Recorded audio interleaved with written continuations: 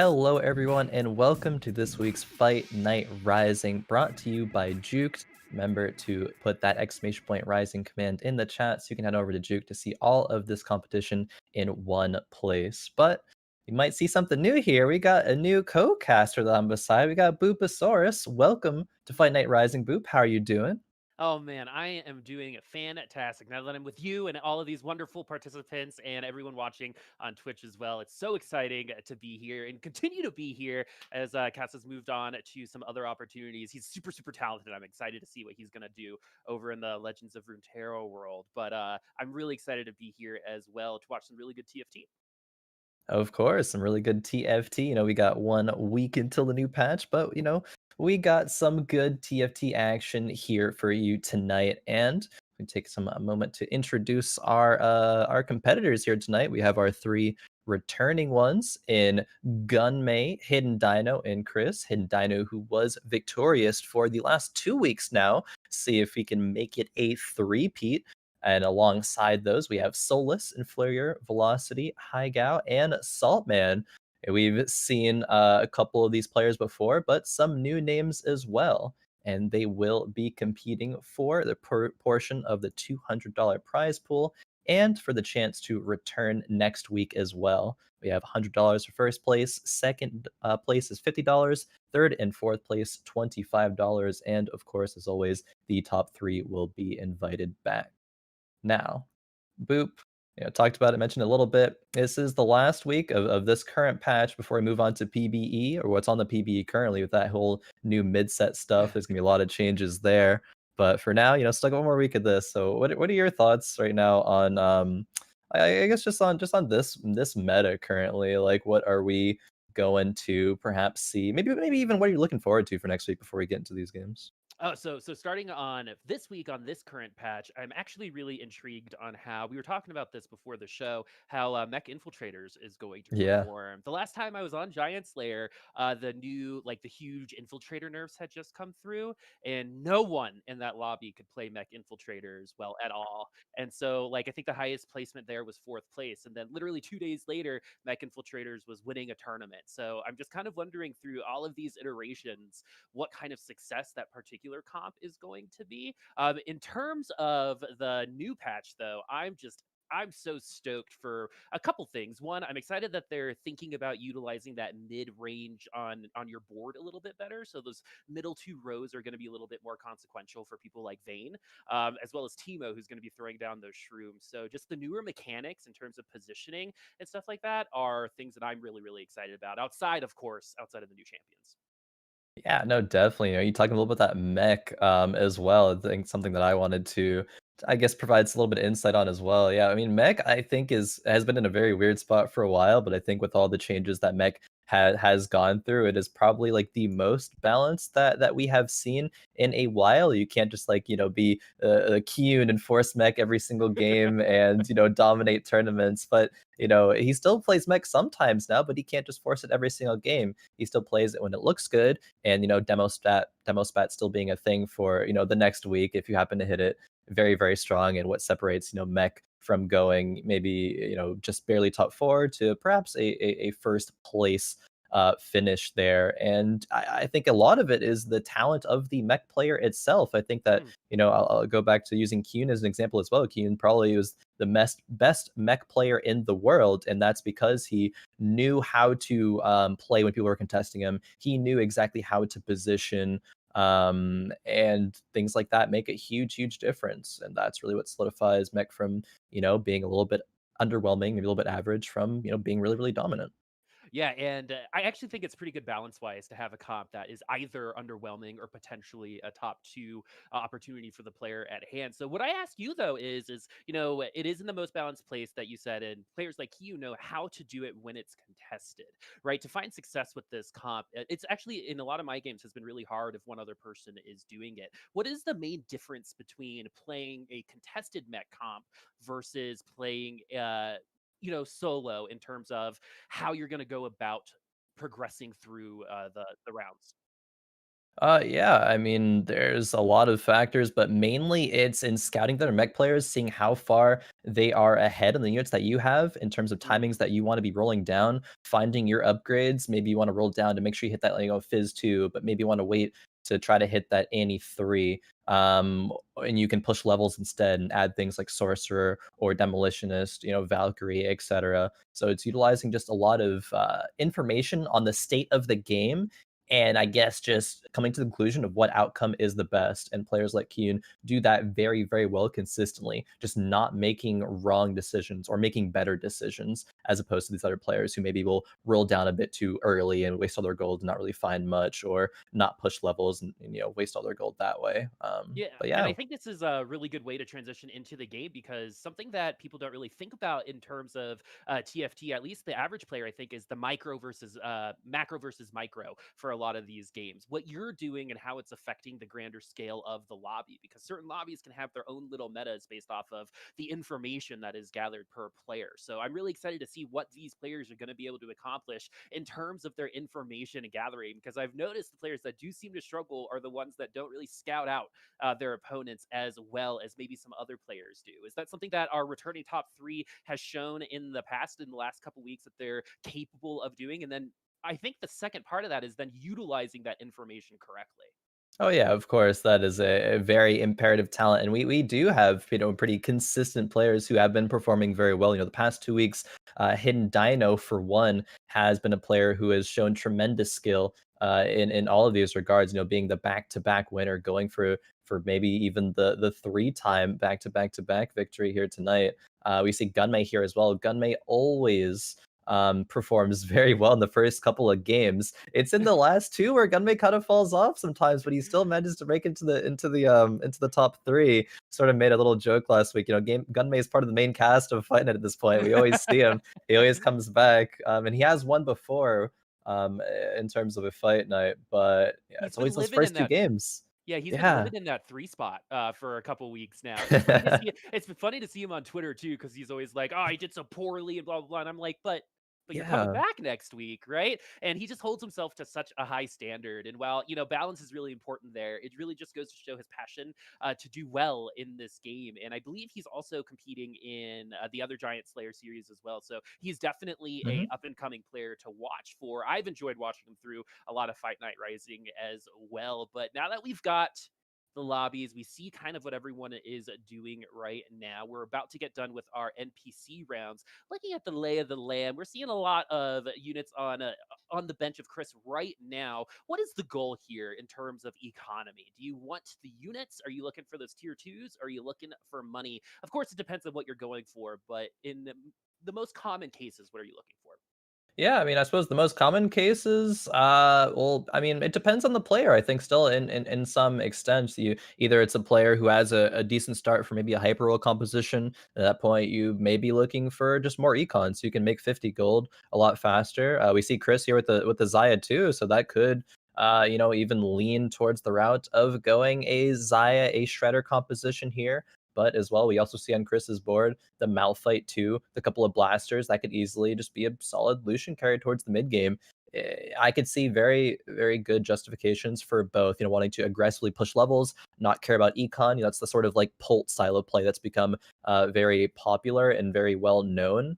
Hmm. Very, very in the recent days, recent weeks, I suppose. Or you can, play again, that hyper role and play for that econ. So it just depends on what these players will prioritize, I think. All right, we're going to see what they are prioritizing as this lobby does move forward. Right now, Chris is looking like he's getting a spattering of different units, has the Zaya 2 on the bench, has some good items, has a GA already, and with that needlessly large rod, that can definitely turn into something very useful a little later on. I doubt that these things are going to stay on graves for much longer. If you're him right now, right? Say you have this lobby, you're Yeah. you're sitting in his chair. What are you currently? Can we go back just one second? What are you currently looking for in terms of success for the next 5 or so rounds? Success in most next like 5 or 6 rounds for Chris, probably with that GA. Maybe I don't know. There could be a lot of routes. You could sell it, put it on that Zaya, put a few Blade Masters in. Like you have the Shen there. Maybe you can put some Chronos in as well. It kind of depends on what you hit, but I think Chris will level up here. And yeah, he waits until the last second of the round to do that. I think it's a very smart move. If you level up a bit too early, and other players when they're scouting around, they'll be like, "Oh, okay, it's probably level to 4. I should change accordingly." But if you do it at the last second, it gives players less time to process that information. So yeah, just leveling up, playing that strong unit. I think Chris is just playing strongest board right now, wants to preserve HP. And probably won't go to win streak just because we see influrrier here, the Deathblade Fiora 2, and Cybernetics is going to be pretty Oof. strong. But yeah, I would say that's how to approach that for Chris. And Awesome. he's trying for now, but still taking a couple of losses, probably towards the bottom of the lobby here. Yeah, 90 HP with only velocity, 2 HP lower on 88 right now. Giving it the good old college try sometimes. Yeah, Right down not to the good bottom enough. of the leaderboard. Anyway, now we're going to go back to in Flurrier as we do have the Deathblade on that Fiora. That's going to be a monster, at least for the next couple rounds. And the way that Deathblade works is a little different than it has in the past. So do you want to go over those changes? What is the choice that you have with Deathblade versus IE right now? Yeah, I mean, Deathblade, starting with 30 AD, and then, you get increased AD per every kill. I think that's taken a big spot over IE, for a couple of reasons. I mean, one, Last Whisper, for a little bit, there's that Last Whisper, IE synergy, but Deathblade is just such a good universal item as well. It is very good on things like, Jinx, Irelia. You can be on, like, a Lucian carry towards the mid game. It can perform well on just so many different units, like even Kha'Zix in that reroll comp as well, on Zaya in the Shredder composition, so you can go things like Deathblade Runans to get your stacks a Hmm. bit faster and start shredding everything that way instead of the traditional Last Whisper route. It's just such a flexible and solid item, so that it is okay to slam early, especially if you have 2 swords. Yeah, and when the game is kind of like gifting you those items, right? Yeah, Sometimes you just got to might as accept well the do gift. it. Yeah, and I love things like Deathblade because it's a risk reward type of situation, right? Could definitely get you a nice win streak at the beginning, but as the game goes on, do you say that's an item that gets a little weaker as we get to our second carousel today? As we get to our second carousel, I mean, Deathblade, I think it scales pretty well throughout the whole game. I don't think it really falls off too much, as long as you're going for uh, a composition with a unit that can utilize it. But if you're slamming Deathblade, then that's what you're gonna be looking for, and you're probably gonna find something here. Maybe that Deathblade can get transferred onto the Lucian later once you find Lucian 2, some blasters, and then maybe onto a Jinx at that point as well. I've even seen just that, again, referring to that like Pult style of play, you can just slam items to be strong, level up aggressively to be strong, find a Kale. If you want to put Deathblade on Kale, it's not the best, but sure, it'll suffice, and you can keep transitioning, fixing your comp up a little bit, and just that HP lead can get you into a top 4 position from there. All right. Well, let's talk about scouting just a little bit because we're seeing Solus do quite a bit of it right now. So when is like the time where you as a player look at the lobby and you're like, okay, so Influrrier is going this, that means I can go this, because there is a lot of transitioning that can happen, especially in the mid game to late game. But in terms of information gathering and then utilizing it, we talked about it in kind of a macro sense. But now, if you're that player, how do you use that information from here on out at this stage of the game? Yeah, I think the majority of scouting right now is done in terms of just a little bit of positioning. If you want to win rounds, of course, there's a lot of things you look at. You look at players' units, items that they have, because that can tell you what comps they're going to go. If you're maybe going to be contested and stuff, just seeing where everyone's at in the lobby, it's like, okay, this person's setting up to play Void, this person's Shredder. You know what comps are going to be better against that, so that you can look for those in the future as well. Again, back to positioning, very very important, especially if you want to go on a win streak in the early game. Like Solus here is setting up for a void composition here, so he definitely wants to make sure that he is not going to be contested, or if he is, by only maybe one other player max. So scouting out, looking at position, especially when you're playing infiltrators, where your Kha'Zix jumps can make or break the fight completely, and that's something that Solus is always going to be looking at during the course of this game. All right, we have a potential Space Jam comp coming on the other Yeah, side as well. Gunmay likes his Space Jam, so I would not be surprised at all to see Gunmay go for Space Jam here. We saw him go it week and week again. He even went it in the Giant Slayer series. And you mentioned that a little bit earlier. Gunmay played that to not that much success, honestly, at least in the recent week. Yeah. But it's still a solid composition, and Gunmay is one of the best players at piloting that composition. It's definitely a gamble, right? I think in order to really solidify your top 4 opportunities, you got to get that Darius to a tier 3, as well as having the correct items on him. Because there's a debate. There's the, do you build AP? Do you build the AD? But one thing is for sure, I think we all like Space Jam, not just Gunmay. But I think we, as viewers, we all like it. If you're the one Yeah. getting, slamma-jammed, then no, that's not fun for you. But, when you're that guy and it's like cutting, a hot knife through butter, man, that feels good. It's like a good old back crack, in my opinion.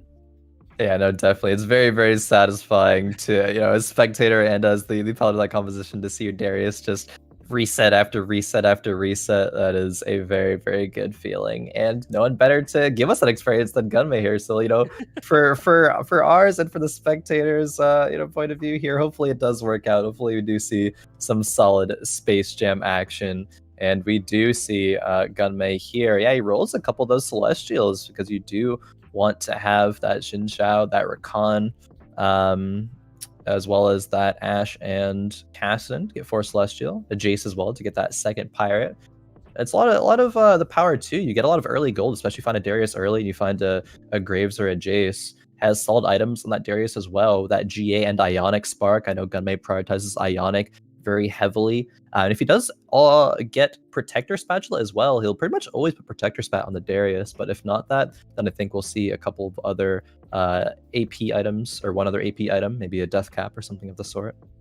Well, like I said before, we're all really looking forward to see whether this comp fails or succeeds, because it can definitely bring you a top 8 finish as well, Yeah. if you don't have the right units, the right items. But I do like the fact that he's got 2 Darii.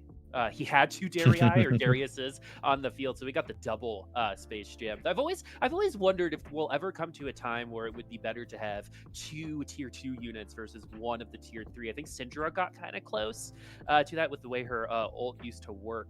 But do you ever see a world where that might happen, Khroen, where maybe my idea becomes true, so I can say I was smart and thought about it the whole time?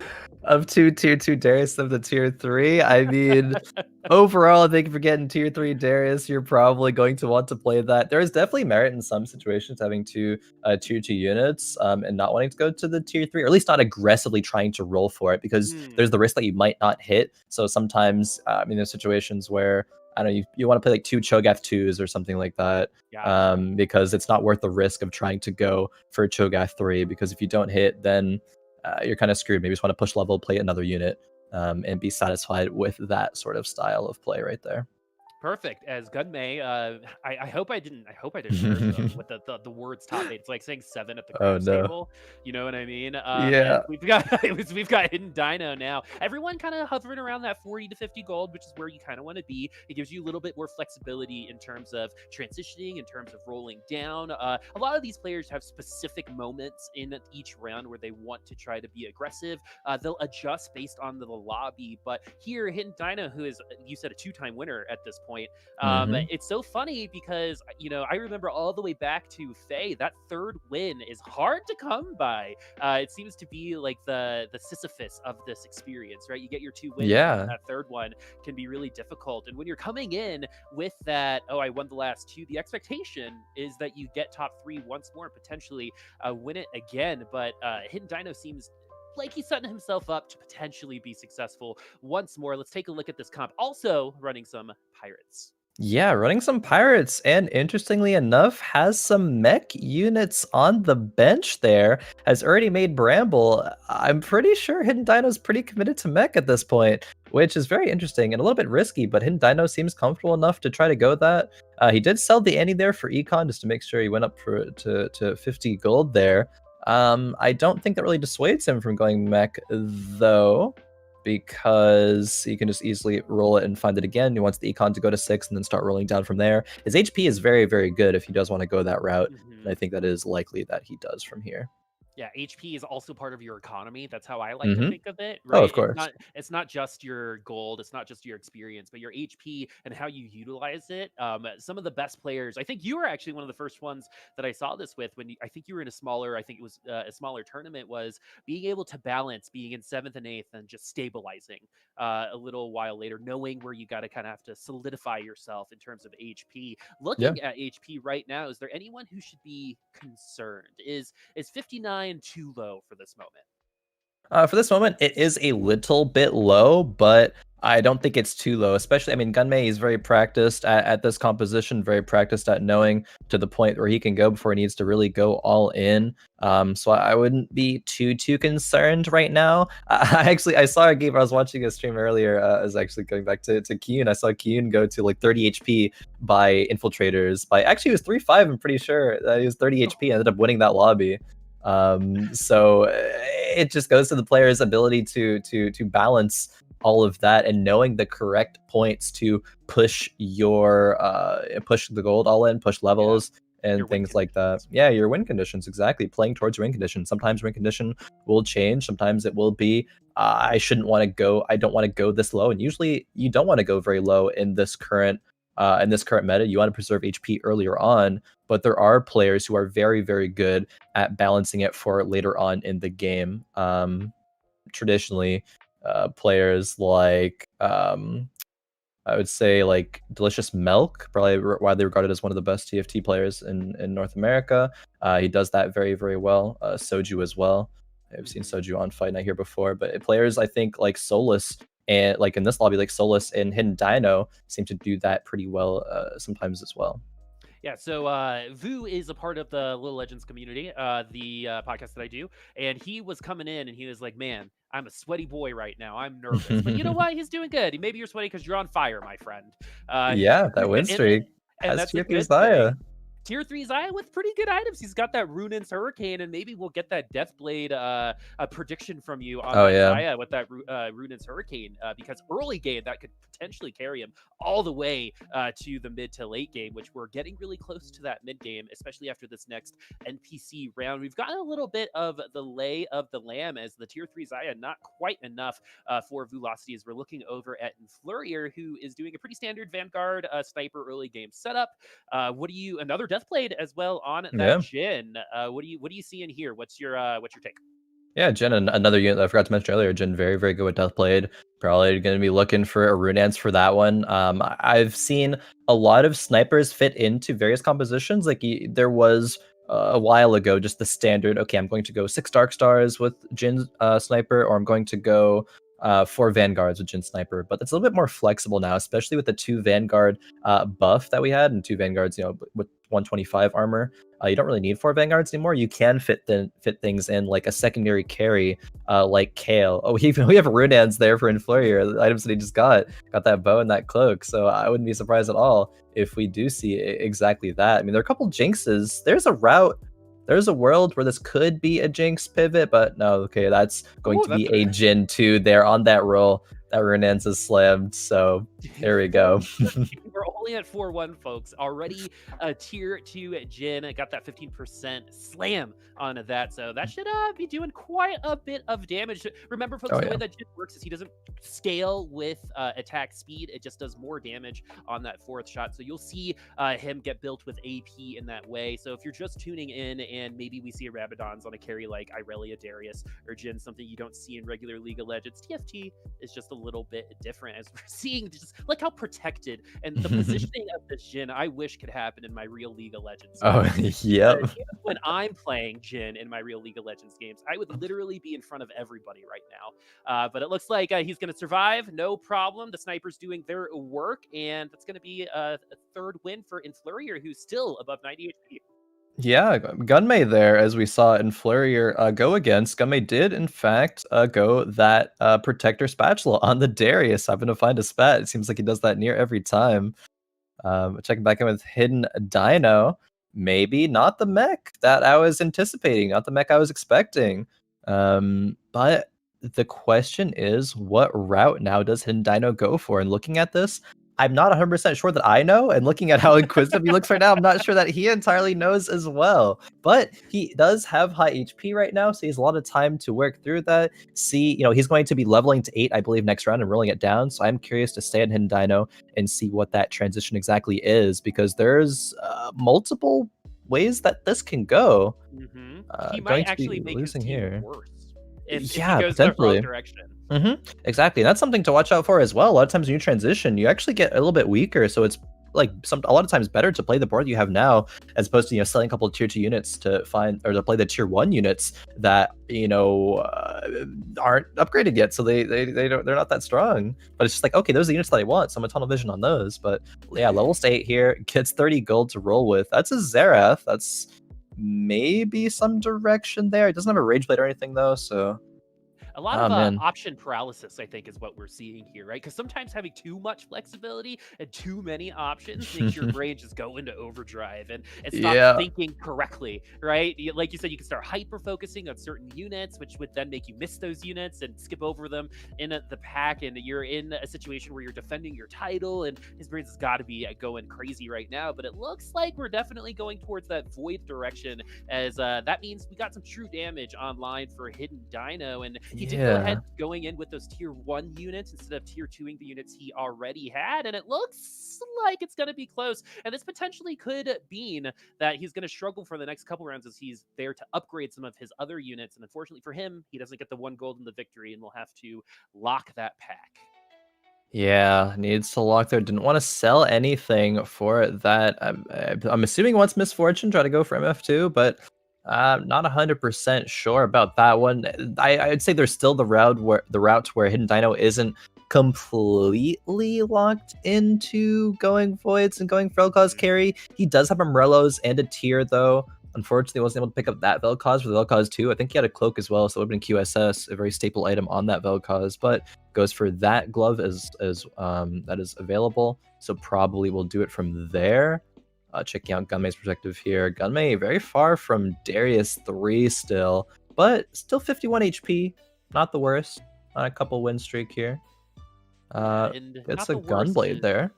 not the worst is, I think, in his position. Yeah. Not the worst, to say the least. Precisely. Yeah, thanks. Took the words right out of my mouth, Khroen. I appreciate it. But something that I always find myself surprised and in awe of, especially with these players, is I love pressing that reroll button. Right? It's like a slot machine, right? It's right. It's literally the only You're thing gambling. I can see sometimes. Exactly. And seeing these players really work their economy so well, and being able to stop at 40, unlike me, where I'll say I'll stop at 40 and then just end up with 0 gold the next round because I have no self-control. But the greater story here is that everyone here functioning with some money, and it's all about whether you're going to spend it on your terms or you're going to be forced to spend it. And I think some of our players, especially at the bottom side of the standings, are going to be forced to be spending their gold here. And I don't think that's really a position that you want to be in if you're one of the last 3 places on this ladder right now. Yeah, definitely not. Players who need to be spending their gold right now is definitely Saltman here, as we see Saltman was on 50 gold to start that round, but is pretty low right now, 35 HP before Raptors. Has made some transitions here though, is going for Blaster. Maybe we'll take that out for Brawler though. Or wants to go both. Needs to have that Malphite in though to do so, and that won't be put in for now. Believe probably that'll be a Hand of Justice made. And yeah, it's going to be exactly that on the Misfortune. Going up against that's Khris on the other side there with those Rebels. That's a Jinx too with some pretty good items. Completely wrecking Saltman's comp here. The MF left's alive, but not able to deal enough. That is unfortunate. That did not feel good if you're No. man. Definitely feeling a little bit of that NACL right now in his boots. Because I think one of the hardest points is when you just feel like you're on the brink, right? And it looks like he's on the brink of potentially accomplishing something. And when you're an MF and you see Rebels on the other side, I think you get happy initially, but then when that Jeek starts popping off, that's when you start putting your tail in between your legs and look for the next round, as we are on one of the most important NPC rounds right now, which these are the Arc Raptors.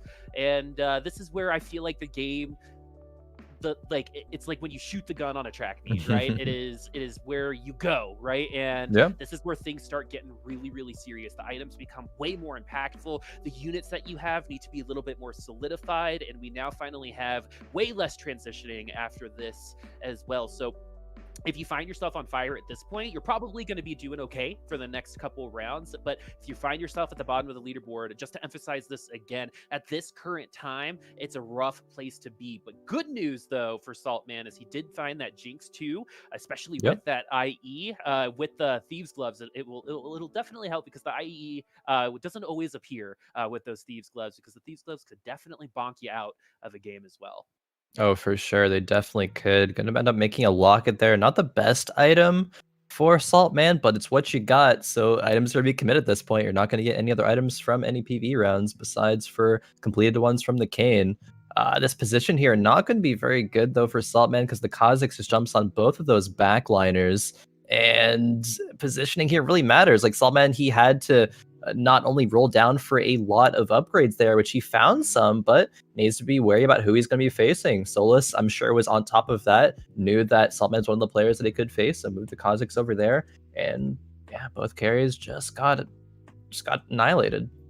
And I think that brings us back to the very first thing that we talked about, which is understanding the macro aspect of TFT. That was a lack of information from Saltman. He's probably so focused on hitting that reroll button and getting his units, he maybe couldn't even get to the other players and scout out appropriately. And again, that's just not a position that you want to be in. And now we're at 7 HP. We might be seeing our first couple eliminations on this round. Saltman on the brink of potentially fallen out of the game here. We got a tier 2 KO with Swordbreaker on the other side. Some nice debuffing. Misfortune also from Hidden Dino is going to cause some damage. A lot of people low for Saltman, but he is unable to overcome Hidden Dino, and he gets taken down. Did anyone else get taken down in that lobby? No. Yeah. Oh, yes. So he's going to fall out a little faster, get 8th place, that top 8 finish for him, but we're here on top 6 right now. Yeah, top 6. These are the times where the players start falling very rapidly. Unfortunately for Saltman, he was the first victim there. Brawler Blaster, there's a reason why we haven't seen it that much recently. It's kind of fallen out of favor. Unless you have MF2 with, all the upgrades and she's popping off, you're not really going to be doing too hot there, especially with Jinx having Thieves Gloves and not like optimal items, as she's going to be your main source of damage, your main carry there. But we see Hidden Dino right now, still pretty high on HP, not quite influrrier levels, but going up against Gunmay, who has found the tier 3 Darius. So we're going to see Space Jam in near full action right now, going up against Hidden Dino. He is going to get a shield every time he ults. Only 2 dunks, but I think that's 2 enough. is all you need sometimes. 2 dunks, my friends, as the Count makes an appearance today. Hidden Dino, 35 HP in 3rd place, separating himself in 2nd place, just 1 HP, and then we've got Influrrier at the very top. But just because he's at the top of the leaderboard right now doesn't mean he's going to finish there either. Velocity is going to be the one that is going to be most at risk for elimination, followed by Solus. But now we've got the completed item carousel. We got tier 5 units. We've got what looks like a smorgasbord of IEs on the board. IEs, Last Whispers, a lot of AD items there. A lot of AD items. Good thing no one's really playing those mages right now. But those items could definitely be consequential for some of our players. We got Velocity sitting at 18 HP. Gunmay with that tier 3 Darius really looking to try his best. The Xin Zhao definitely going to be helping as well. But we're going to look at Velocity to see if he's going to be able to win another round on a 2-game win streak right now. Gets the Lulu, and that is one of those units that will piss you off if you're not careful. Oh yeah, definitely. That poly can be game-changing. Velocity has also found the tier 3 Shen. Doesn't have tier 3 Caitlyn though, so the extra power is going to be in that Kale. Going up against Gunmay here, is the Shredder going to be enough, or will the Space Jam be able to slam dunk everything? It looks like the Shredder is doing stuff right now, but it's all about getting that Darius online. You're seeing that Protector buff helping him stay in the game, and an automatic. Yeah. That Poppy is just too beefy. Wow. Look at that. The Shredder ends up doing the work that it needed to. That Darius, yeah. A for effort on that one. Hey, forever, but the dunks just weren't really getting those resets out there. The GA on the Xayah, that's something that a lot of players are starting to shift towards building now, because QSS is good versus things that disable you, but things that outright kill you, like Darius, like Kha'Zix, with that Void composition being so popular right now, GA is going to be instrumental against dealing with that. So good choice there by Velocity, and repositioning here, very, very smart. Willing to go against the opposite going opposite side here, but it's going to be enough against influrrier. Ooh, that Caston though could potentially disable a lot of auto attacks once Yeah. he ults, but he moves in the last second. You see that Oh hex man. move from that Caston, the value decreases exponentially because he just moves one hex to the left. That's nuts. That single-handedly lost the fight for influrrier. I think that Caston ult went off onto that Kale and that Xayah, that fight would have been the other way. So very, very fortunate velocity there, securing not only the win streak into the Kane round here, but preserving that HP, being on 18 right now. Maybe can still have 2 lives left instead of just 1. All right, as we got Higa, I think is how you say it, that, and Blade Master on the Kane. I'm liking what I see there because he's gonna find a little bit of value on that one. Who's he gonna slap that on, you think? Oh man, who do you slap that on? Probably just Caston at this point. Get a little more mana even going on. Help him get his ultimate out faster. You don't really need it on anything else. Like maybe if you get a Lulu 2, there's an argument for it, but not too much outside of that. There is an eco, so maybe Lulu 2 is going to be a real possibility. And at that, in that case, I would rather put it on the Lulu. But leveling up here, which I'm glad to see because your gold does not go on to the next game, my friends. And the amount of times I've died with 40, 50 gold is way too high, my friends. But we're seeing some mystics here, which is really interesting as well. I hear you're intrigued. Okay, yeah, I want to see this GP being picked up because he has a rod and a spatula there, and that makes demolitionist, and you have the GP, so it just kind of works out there, especially for leveling up. Okay, going up his velocity though, is it going to be enough? Oh, it needs to make that demo. Hopefully GP goes off here. It's a 0 item GP. Blade Master does go on the Lulu. Here we go. And now you're seeing like how effective that one hex was earlier. Yeah. From the Caston earlier versus this Caston, because this Caston took away 60% of the auto attacks of velocity there, and the last velocity fell because of that. Exactly. So that is we were talking about this before the game too. The difference of one hex. A lot of people really underestimate the effect of movement in this game and even movement speed. And just because he turned to the left and drew aggro, velocity gets one extra round and doesn't finish in the top 4. Finishes in the same place that we last saw him, but it gave him a little bit of extra time, as we do have our top 4. Hidden Dino hanging on for dear life on 2 HP and a dream, and then Influrrier on the other side with 42 HP. That lead is shrinking, still has about double the second place, but he's not as consistent. He's not consistently winning like he was before. Yeah, no, and that's kind of that style of play. You're going to want to play to preserve HP during the early game, but later on, when other players have sacrificed their HP to have a stronger late game, I mean, Influrrier, yeah, he has another loss here. He's still going to be in the top 4, maybe even top 3 or top 2, but I think it's kind of unlikely that he wins this game from the spot. Hidden Dino falling in 4th there as well. Hidden Dino was struggling a little bit, but managed to secure this top 4 finish. A solid placement here. And who else we have? Gunmay, 2 players who generally do very well in Fight Nights. They're performing consistently again. I think the 3 returning players from last week all finished in the top 4 this week for this first lobby. So that tells you how consistent these are, right? Yeah, I think Khris actually 7th, but 2 other players. I had Influrrier in my head. No, Influrrier very good player as well, and no surprise that he is able to make it into the top 4. Now the top 3 right here. We got Gunmay versus Higao here. The Space Jam. Oh. Kills. Yeah. Oh no, the Lulu does give him the polymorph. It's not gonna matter for 5. We're gonna get some more. 6, and we get 7 jams, my friend. So That's why we all like Gunmay, by the way, right? He's able to risk it. He has the Darius 3, and he's given us a show, which I really, really like. And now it is a 1v1 as Influrrier and Gunmay are going to battle it out. 3 HP separating the two of them. I believe Gunmay did get the better of Influrrier the last time they saw each other, but anything can Yeah. happen in these last 2 rounds. Both players, I believe, poor right now, under 10 gold for Influrrier. And I don't know, though, with the win streaking over on Gunmay, he might have a little bit more economy to work with, but with no tier 3 units for Influrrier, it's going to be a little hard, I think, to challenge that Darius unless they get a really lucky pick or some good CC. But looking at the damage on the board for Influrrier, how do you think this will finish up as we get down to our maybe last 2 battles? Unless there's a Xerath 2 there with 3 items, I don't think it's going to be enough. I think the advantage is definitely going to be with Gunmay here. That Wukong gets some good ultimates out there, CCing the Darius. The Jin's on the Darius as well, actually, so this could actually be a good fight for Influrrier after all, but nope.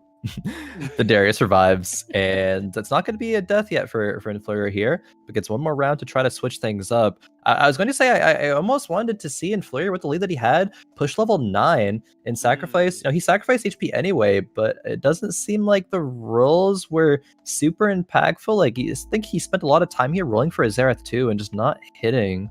Like, he had Jin 2 and Wukong 2 fairly early on. I'm not sure where all that gold went, if not just down the drain.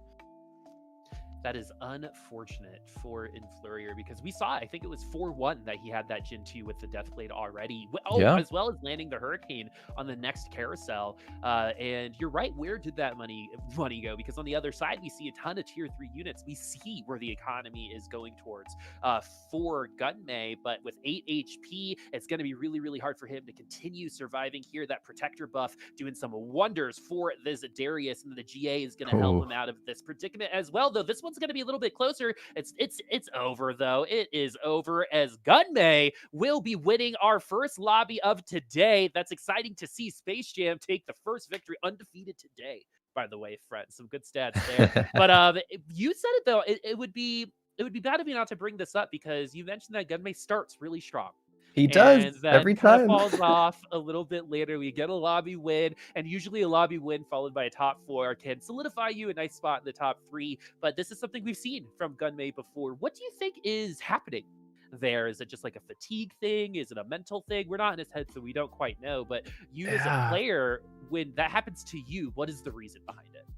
When it happens to me specifically, Yeah. they starting out. I mean, so usually I'm a player that ramps up and does the opposite. Like, I'll start off not that well, but I'll ramp up and play better as the time goes on. But yeah, I do know a lot of players who that is kind of the opposite. The fatigue kind of sets in maybe, or the focus maybe starts to go away. You start off really prepared, really focused, and it just kind of teeters off and then falls eventually. I'm not sure if that's exactly what's happening with Gunmay here, but this has been consistent for the past like 3 weeks. I mean, I have the documents up my second monitor. It's Gunmay few weeks ago started off first, and then went 6th, 8th, and then the week after went 1st, 4th, and then 5th, 6th, and then even last week Gunmay went 1st, 3rd, and then 8th, but then ended with a 1st. But so that's a little bit of difference there. But every time, that game 3, game 4, Gunmay sort of I don't know, it's something that's consistent. I want to see Gunmay improve. I want to see him being consistent. Like, he's a Yeah. very strong player, and he's starting out strong here tonight. He always manages to get into the top 3. Yeah, it Yeah. seems like that's one of like the last mental hurdles to overcome for him to kind of reach that next echelon of player, because fatigue is something that all gaming competitions work with, right? Oh yeah, You're of going to be course. playing TFT for a really long time, specifically this kind of game, and fatigue is something that you're going to have to work with and deal with, right? I think some of the best players in most esports, even just regular flesh sports, Hmm. they're able to endure. They might be tired, but they know how to overcome that. And it is usually a mental block when it comes to gaming and in TFT. But once I think Gunmay is able to show consistent results throughout an entire tournament, we're definitely going to be seeing more success from that player, because one, we all like watching him because he plays comps that are entertaining, so he's got Oh yeah. that going from him. And two, once he's got kind of like the intangibles ready to go, he's got the moxie. Now he's got to be able to give us the polish, and that's, I think, the biggest difference between players like Gunmay and some of the ones that we see in the higher level tournaments. What do you think about that take? Yeah, I think I agree with that take, and also I guess I was thinking a lot on the comment that you made earlier about how Gunmay, how he was like pretty hard on himself, especially after Giant Mm, Slayer series. I read Gunmay's thoughts about that, and I felt the need to reply to it because Gunmay he was very hard on himself. He was like, yeah, I like proved today that like I'm not like a strong player at all, and he did not even that he played like horribly, like he played like not great, but Gunmay has the capacity, of course, to be a very strong competitor. I told him like one day doesn't define your career. You're a mhm, consistent player. I think it just now depends on you recognizing how much that you want to improve and want to be better, and taking action kind of to improve on that on that front. Don't let all of this sort of manifest itself in ways that keep you down and you're just focusing on the negatives. It's okay to and it's good to recognize the fact that things there are issues and you want to improve, but don't let that defeat you, but let that encourage and empower you and lead you to improve and lead you to victory from there. mhm. My husband has a really nice metaphor for that exact situation. It's make sure you to keep your foot on top of the pile, right? Because if if your foot gets taken over and the pile gets over it, it's really hard to take your foot back out. And I think that's Yeah, a really good metaphor in terms of this type of situation and the mental fatigue that can happen. We talked about physical fatigue, but the mental fatigue can be real when you throw yourself out there. You give everything you have into a game or a tournament, and then finish sixth or fifth. It's hard not to feel bad about that, but it's about oh yeah, reflecting definitely. and moving on from that and how you're going to get stronger, right? Keeping your foot on top of the pile, developing a foundation to keep yourself reflective but not destructive. And that's just good advice for everybody right now, I think. Definitely. Good advice for everybody. I guess just a little bit more on that while we have some time during the neutral rounds here. Yeah. I know I was talking with friends of mine recently who, myself and others have competed professionally in other games before. And so recognize that there are a lot of, new like young players in TFT who haven't competed in other games before. So they don't really like understand perhaps exactly like how to improve. Maybe like they're just a bit too hard on themselves, a bit too negative. Understand that like, your performance in one tournament isn't the end of the world. Your performance on ladder doesn't define who you are as a player all the time. There losing is okay. Losing, as long as you get something out of it, as long as you improve, like that's the end of the day. Like, and a lot of players, are just so hard on themselves. I like the analogy that you gave, just a moment ago as well. Very much on that Yeah, sort of main it's same way of one. thinking. Yeah, one thing about the TFT community is it's passionate, right? And you got, Yeah, and I'm so happy that it is. But sometimes you got to be healthy, right? A lot of this stuff good is balance. is is mental, and you can't be, I think, one of the best players in the world. I think there are obviously some outliers, but if you want to be successful and then be consistently successful at that echelon, because it gets harder, right? Then you got to deal with your well-being first before you can think about what is next. And now that we are done with Khroen and Boop's TED talk, we can talk, Yeah. yeah, we can talk about the game right now. Though I love talking about that stuff, man, because it's really important. A lot of people think that confidence is just a word that coaches will throw out in terms of teams. You got to be confident, you got to be doing this, but it's not just a word; it's an idea. And if No. you represent those ideas and you live them, you're going to improve. And hopefully, right now, Solus gets to improve his position right now. Look at that transition, my friends. But he's gonna. Everyone starts. It feels like with Vanguard 2 earlier Yeah. on. It's just a nice classic start. It's like it's the most familiar thing you're going to see in your games too. A lot of really good early Vanguard units. Good thing Poppy is not what Poppy was a couple weeks ago, because that was nuts. I think she was tankier than the mech with the right Yeah, item. sometimes she very much was, so good thing she saw a little bit of nerfs there. It was I do absolutely agree. necessary for a one cost unit to overcome 3 units in one. But the moral of the story here is we got an early GA, an item that has been strong throughout, I think, all of TFT, all the way back to set one. So Yep. why is this item so powerful? Is it the second life, or is it the drop in aggro? Of course it's both, but what is more valuable in terms of TFT?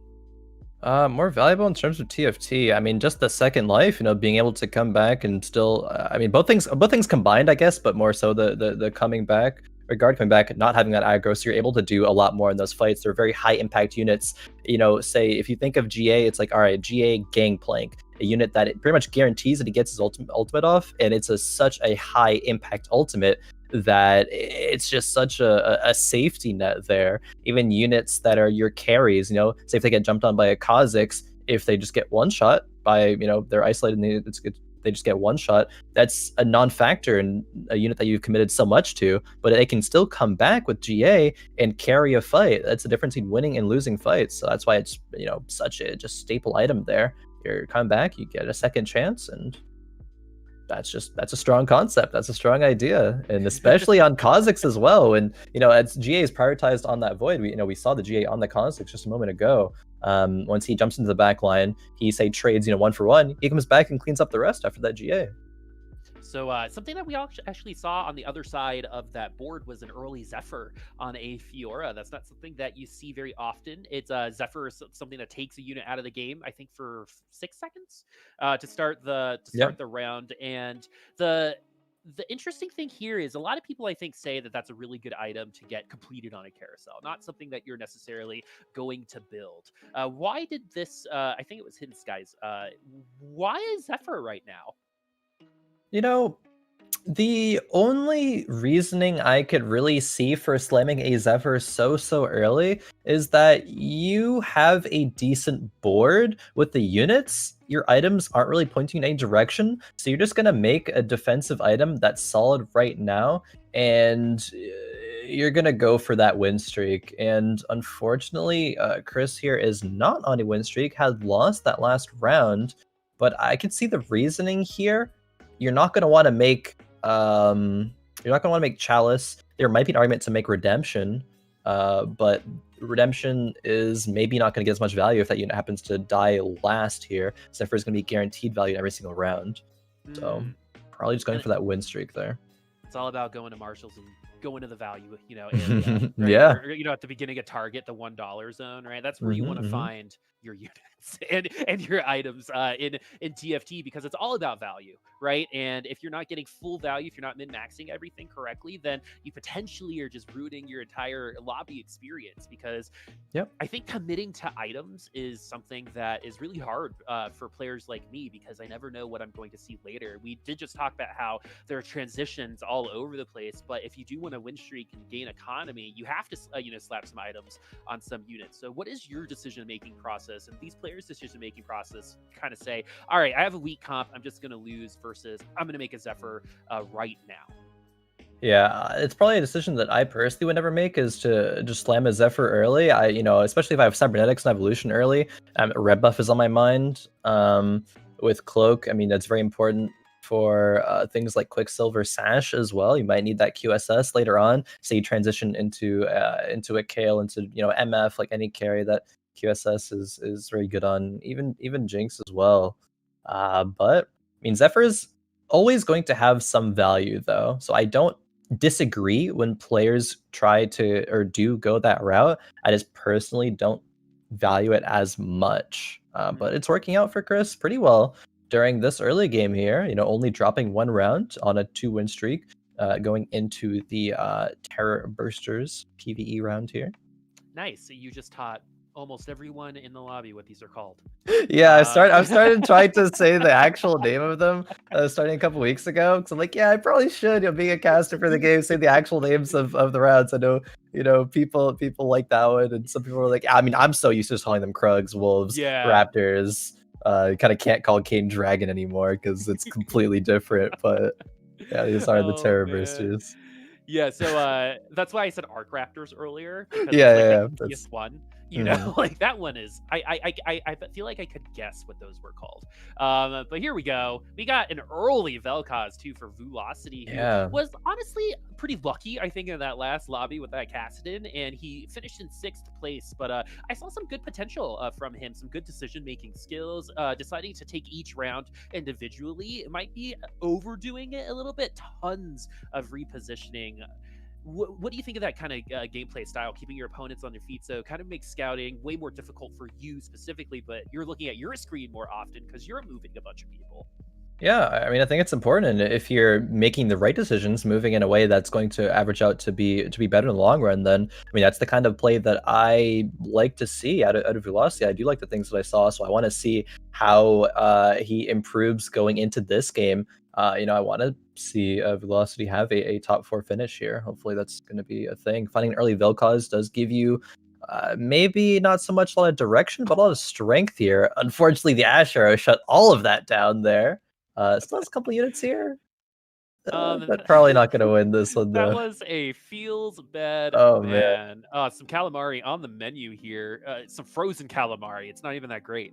You know, it came straight from the freezer, yeah, all the way to that tentacle boy flamed there in the at the. microwave a little bit, and it just didn't come out great at all.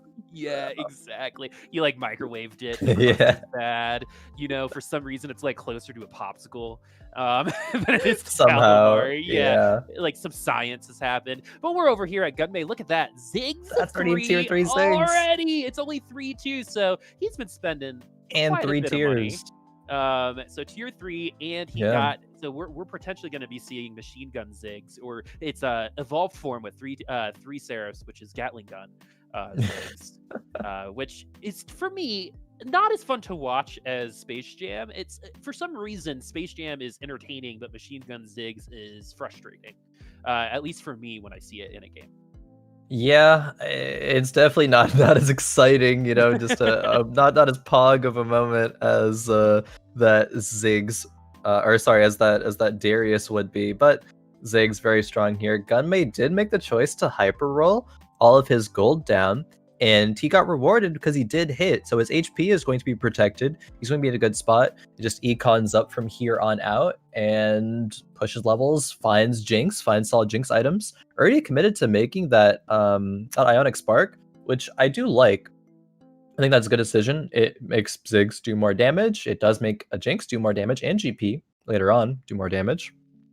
So I think it's a pretty good commit there. You already have a couple of makings of some good Jinx items. So Gunmay's in a very, very good spot here, setting himself up to top 4, if not more here, again, for game number 2.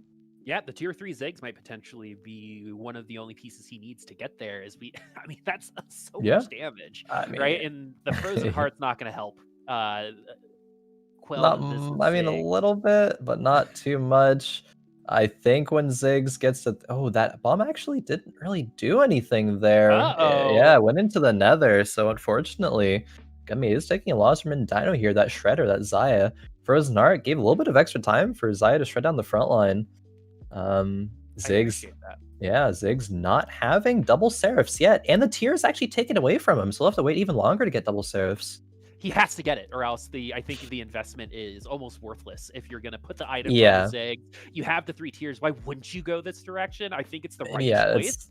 sure. But I think He's going for it. It's a matter of time. Yeah, the hard part is getting all the pieces, right? Because sometimes you get to the end of the puzzle, and for some reason, one of the pieces is missing. And unfortunately, that happens to us as TFT players a little way too often. But Gunmay trying to avoid that right here, right now. At least he doesn't have to look for those Ziggs anymore. He can start focusing on getting those other units online. But we're really excited to see what he's going to bring to the table. As we're going to see Kai'Sa for the first time, and you were talking about Kai'Sa as just a mech unit. We don't really see her anywhere else, but she's so strong in that particular build because of the demo spat, which is going to be going away in the next patch. So this is the last week, I think, where we're going to potentially see a demo Kai'Sa along with those mech infiltrators. Has the trap claw as well, one of my favorite items. I think super undervalued ever since it's been in the game. But where do we see this Kai'Sa going? Are we just holding items? Are we going mechs? What are we thinking? So looking at this, I'm not too sure because okay, while Kai'Sa, yeah, it's generally going to be mech, it also is a good item holder for Vel'Koz in the void composition. And we do see a Kha'Zix with the bow here, but Higao has chosen to push levels instead of rolling for that Kha'Zix 3. I believe Velocity there looked like it was going a sort of void route. I didn't quite see. Yeah, okay, this is going to be. Actually, is it? I mean, yes, Man has but two... not for a tier 3 Kha'Zix though. Man has 2 Vel'Kozes though, and just 1 Kha'Zix. Yeah, that's gonna be Yeah. It's gonna be demo spat once it combines, unless that spat turns into something else. But I imagine it's gonna be demo spat. The Rumble is on the bench there.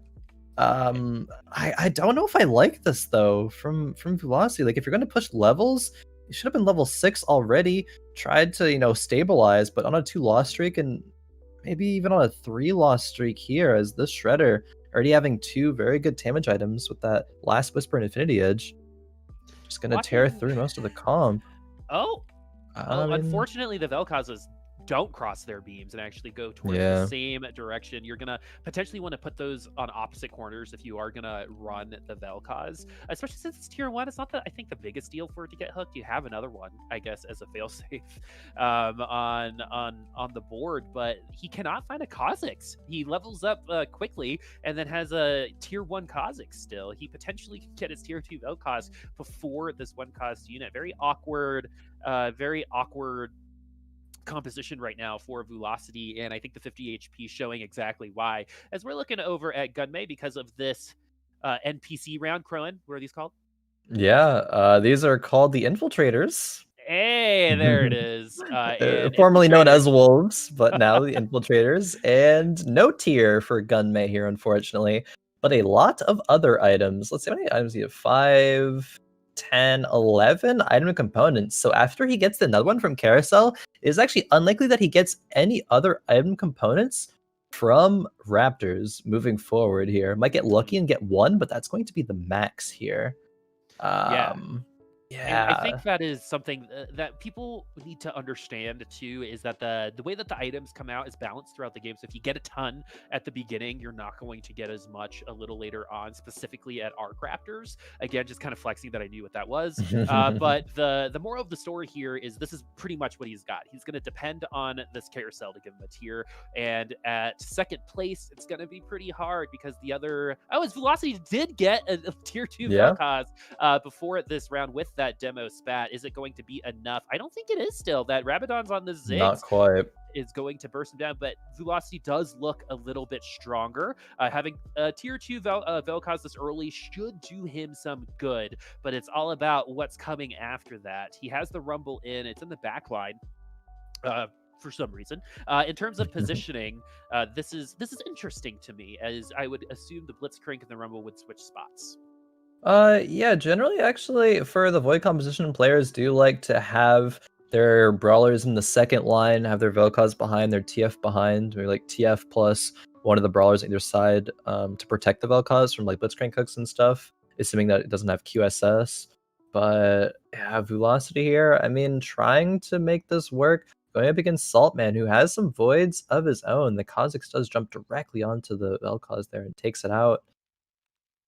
But And is this now enough? they're... It's close. Oh No. man, this is such a... Oh, feels okay. bad for Velocity, especially losing that close, right? Yeah. You get your Vel'Koz too, you get a little bit of optimism, right? You go from glass half empty to glass half full, but unfortunately for him, there's really nothing online right now outside of that Vel'Koz. Yeah, the demo spat's pretty cool, and CC is nice, especially right now because there's so much of it in this set. In the end, though, you got to follow it up with something, and the heart is not in the cards for Velocity right now as he finds himself at the bottom of the standings. Right now, we're looking at influrrier, who has some Brawlers, has some Cybernetics, has a little bit of a blender of everything, and we do get the Cho'Gath, one of the most contested units, especially since Void is so common right now. We got Brawler buff. This is looking pretty good. He's got some good pieces now. It's about making those pieces a little bit beefier. Yeah. Okay, look against Velocity again. Velocity actually spent all the gold to just level to level 8 here. See if that ends up working out. But yeah, I was curious about looking at Influrrier because Influrrier 2 games in a row is sort of towards the top of the lobby here. I guess tied in HP right now with Gunmay, but gonna be losing another round here barely as Velocity Oh, leveling up made the difference, it looks like. whew, that was a clencher. Yeah. Oh, Dropping man. to 79, but still, Gunmay and Influrrier top of the lobby here. Third place is 20 HP behind Influrrier with Saltman there. Velocity. These, I mean, won that round, so stabilized a little bit there, but 38 HP. I wonder if, aggressively leveling to 8 as he did there is really going to be enough to play for a top 4 here. Maybe that's just like a top 6 play or something like that and trying to just at least get some more points.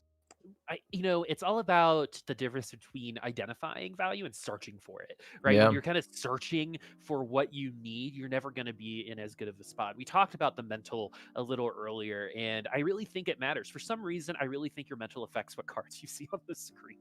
Yeah. I know that's No, not true, but to some extent, yeah, I agree. yeah. And so I think what we need from Velocity is just, again, a little bit more of that macro knowledge to really bring him into that top four. Where leveling, you're searching for that value, right? And that's just not where you want to be in his position. You want to see the value and then work off of it, as opposed to just working from nothing, right? Right now, I think his foot is a little under the pile. Yeah, I think so as well. I was just sorry, I was like a little distracted. I was processing the influrrier, his decisions that he's making here. He did take out 3 cybernetics, but still kept the items on the Lucian there. I definitely would have rather sold that Lucian and just swapped items to Jinx here. I think that might have made the difference in this fight, but because that wasn't the case, we're going to see Khris on their side though take some more HP off of Influrrier there, and Influrrier goes on a 3-loss streak. Taking a look at Khris here, Khris on a 3-win streak. That Jin 2 doesn't have many items, but it's enough with Trap Claw and Bow, surprisingly. I mean, Caston obviously doing a lot of work. Seraph's on him. Caston, one of the strongest, like just standalone units right now, I would say, in the game, at least for tier threes, or for 3 cost units rather. Yeah, very But yeah. few things in the game do what Caston can do, right? Hmm. There's outside of getting a sword breaker, and getting like CC'd itself, the way that Caston works is very special to him, and I think that goes towards what that value is. As for some reason, Velocity's stalking us on the stream, I guess. Yeah, every It's matchup we just see velocity. I know, right? This is not scripted, folks. This is actually happening live in front of your faces right now. And it looks like it's going to work once more, as Velocity is going to get on a little bit of a win streak. The tier 2 Vel'Koz finally getting a little bit of backup in the end. And he's going to stay in this game. Is it going to be a top 6, like you said? Or is it going to turn into a potential top 4 as we come to my favorite NPC round? Yeah. The Arc Raptors. So we know Raptors. we know that some of these players have already gotten a lot of items so far, but this Khris is going to potentially get a lot of value out of this NPC round, as we're also told that this Ziggs now has a second Seraphs. Yeah, that's gonna be super strong there for Gunmay's Ziggs. But I can't help but think for Khris here, if only that cloak wasn't made into a Zephyr earlier, this could be a Deathblade Runan's Jhin right now. But instead, okay, it could be Last Whisper Deathblade, still good, but it's not a Runan's, which is a very staple, very core item, I would say, for this scenario to be on that Jhin. The spat, I don't know if it's actually going to make anything useful here. I'm pretty sure the item slam is just going to be, yeah, Last Whisper into Deathblade. But we'll see what Khris decides to do here. It's also, go ahead. Oh yeah, I was gonna say also, I think it's very, very lucky for Velocity running into Khris, because Khris is probably the weakest player in the game. So that was a reason why Velocity was able to win the last round and sort of play for that, that top 6, maybe top 4 if he gets really lucky. But seeing Gunmay here, that Ziggs gets Trap Clawed there. Procs that off of the Jhin. And then gets CC'd once more, and the bomb Not enough goes. though. That is the highest I've seen a Ziggs bomb go in a very long time. Sometimes the game just does things. One of my favorite bugs ever was Ash Arrows, and Lux Qs, Lux Bolts just moving to other maps. That was one of my favorites.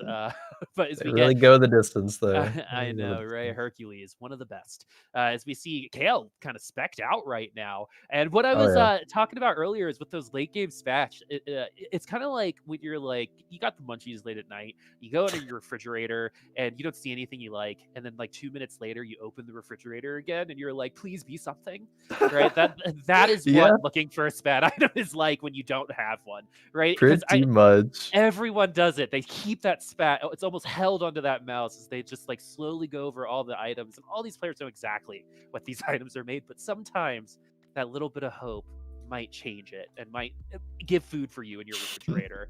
As this Kale starting to pop off, the Xerath going to focus her down. Jhin not able to do anything either. When a Kale is just uncontested like this, it's going to force the rest of the lobby to respond, right? So now the rest of the lobby has to identify that there are Kales out there, there's the Ziggs, and move appropriately. So when there are multiple threats like this as a player, what are you thinking about in terms of positioning, right? Because you've got a tier 3 Ziggs, you got a pretty strong Kale that you potentially might be going after. Yeah, so positioning these players you worry about right now are, I mean, matchmaking has been, the matchmaking formula has been solved, and I'm pretty sure the majority, if not all players, are aware of that. So you know the 3 players that you're going to be facing. So looking at these 3 players, what positioning is best against 2 out of the 3? Kind of have to make that gamble, make that risk, and just position on the side that's going to, be the best. Sometimes you get a little bit unlucky, but that's TFT for you. Sometimes you do get unlucky, and that's a bit okay. Hmm. Solus here. Oh man, not having a GA on the kill. Talked about that earlier, the importance of GA, and it just gets Yeah. one shot there by that Kha'Zix, and Solus is going to take a huge hit here, going up against Saltman, who did end up finding the Kha'Zix 3, and as well as the Vel'Koz 2. So the Void composition really coming into fruition here for Saltman on a win streak, second place in the lobby. Hygao drops very low to 2, and Velocity did actually end up getting taken out in 8th place there. So aggressively leveling to 8 didn't really do enough, unfortunately, and see the decision making, get punished for that a little bit.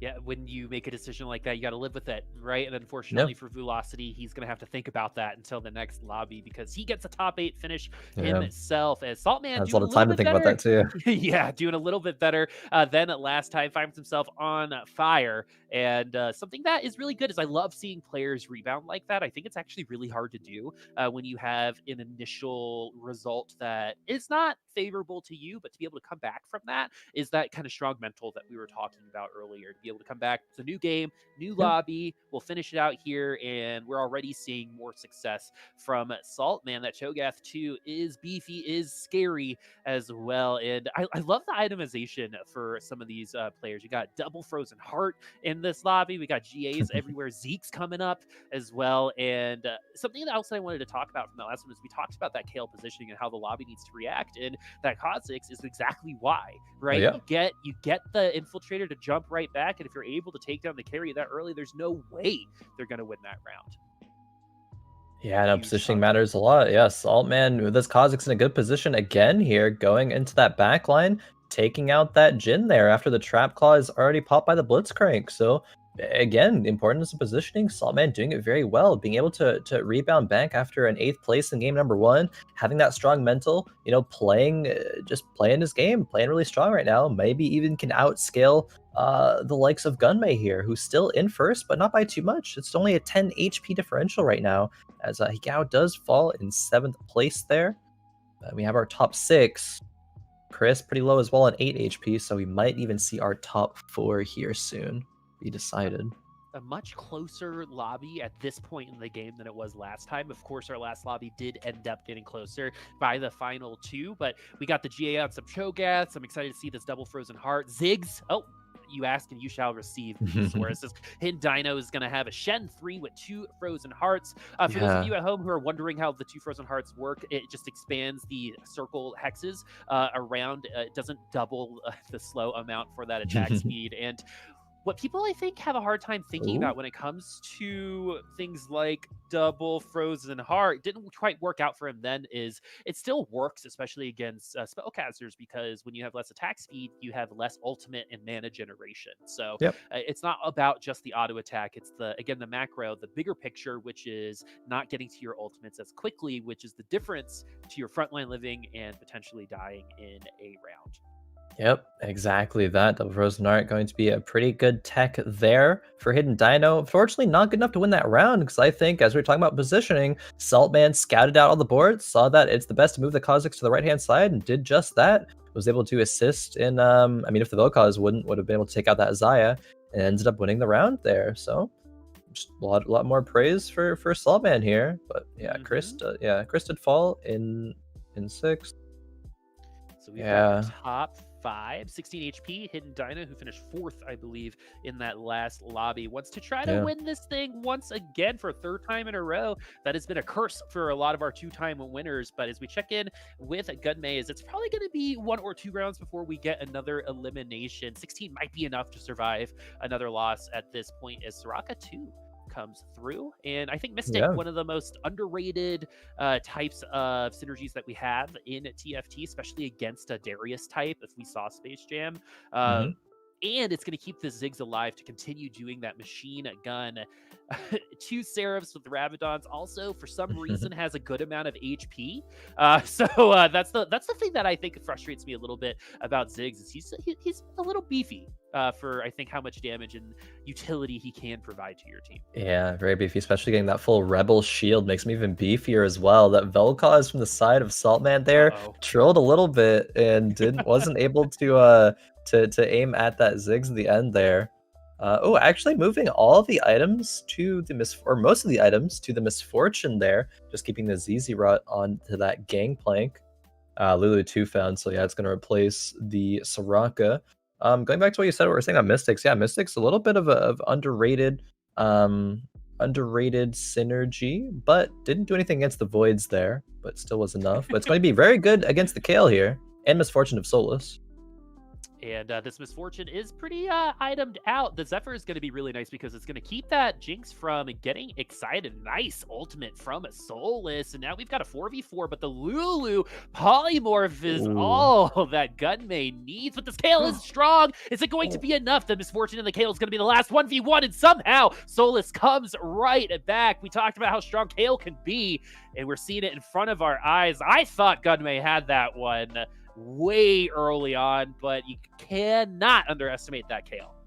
Misfortune trolled a little bit with the ulti. It came out on just the ZZ Rot unit, and she shifted it a little bit, but too late, though, as the last Ziggs bomb did get fizzled out there as he died. So if that had came down onto the Kayle there, would have been a round win as well. So just such like minor things making or breaking fights here. We see influrrier, 16 HP, did win the last round, but going up against Gunmay is really scary composition here. I don't know if he can do it again. We got 2 Cho'Gaths on the field, making me look pretty good. But man, them dying so quickly is not, as the Jinx does get excited though, which is going to give him an opportunity to potentially come back, but it's going to get blasted in the face. Eat some bullets by that Misfortune. He's going to get eliminated. So influrrier starts off super strong, but ends up out of the top 4. Yeah, unfortunately this is a really close lobby for the last 4 players there. influrrier the first to fall. Hidden Dino still hanging on, is on 4 HP right now, has managed to slip into the top 4 once again, utilizing the Shredder composition here. I mean, Hidden Dino, fourths are good, top 4s are good, but maybe maybe not good enough to win again if he wants to go for that back-to-back week victories. Of course, we see Gunmay, Gunmay first place once again right now. Can he close it out as he did last game? We shall see. But the story writes itself. Gunmay, I know, man. And so this is great too, because since we talked about this as a storyline, right? We get to track it over 4 entire games, right? And unfortunately for Gunmay, that means we're gonna be watching you, and I love watching you. So I hope if you listen back on this, we love you, man.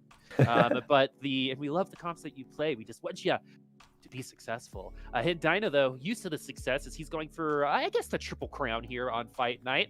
It's happened, I think, once or twice in the past, but not recently. Very early on. Yeah, as the Ziggs falls really, really early along with the Misfortune. So that is a great fight win for Hidden Dino as he sneaks into the top 3. Saltman falling in 4th there, that strong Void. Interesting. Composition with that Kha'Zix 3. Saltman was doing really well in positioning, but maybe positioned against the wrong person there, didn't quite see. But have our top 3, Hidden Dino getting some extra points here. Solus as well. With that Kayle remains to be such a strong force. Probably is perfect items, I would say, for the Kayle there. Is in the back line, going to be untouched by a lot of things here. So let's moving the Zephyr. Ooh, trying to Zephyr that Ziggs. All right, is it going to work out? The Ziggs, nope, is not going to get Zephyr. Nice scouting coming from Hidden Dino. The Shen gonna ult immediately, gonna slow down the attack speed, but the Misfortune too far away to be affected by that frozen heart, and it looks like Hidden Dino will end up falling to Solus in the end. We're in our top 2, friends. Yeah, top 2. Celestial spat here for Solus. Already has 2 Celestial synergy though, so probably not going to be put to much use unless he takes something out and puts a 4th Celestial in, but I'm not sure he can really do that feasibly. Gunmay lost the last 2 rounds. Another Ionic, which not too valuable, honestly, for Gunmay right now. Only thing he can really do is, I guess, roll for a kill 2 and roll for a GP 2 and pray that he hits one. Gunmay, while he was in such a strong spot here, I mean, has played for a top 2 at least finish here, is enough for top 1.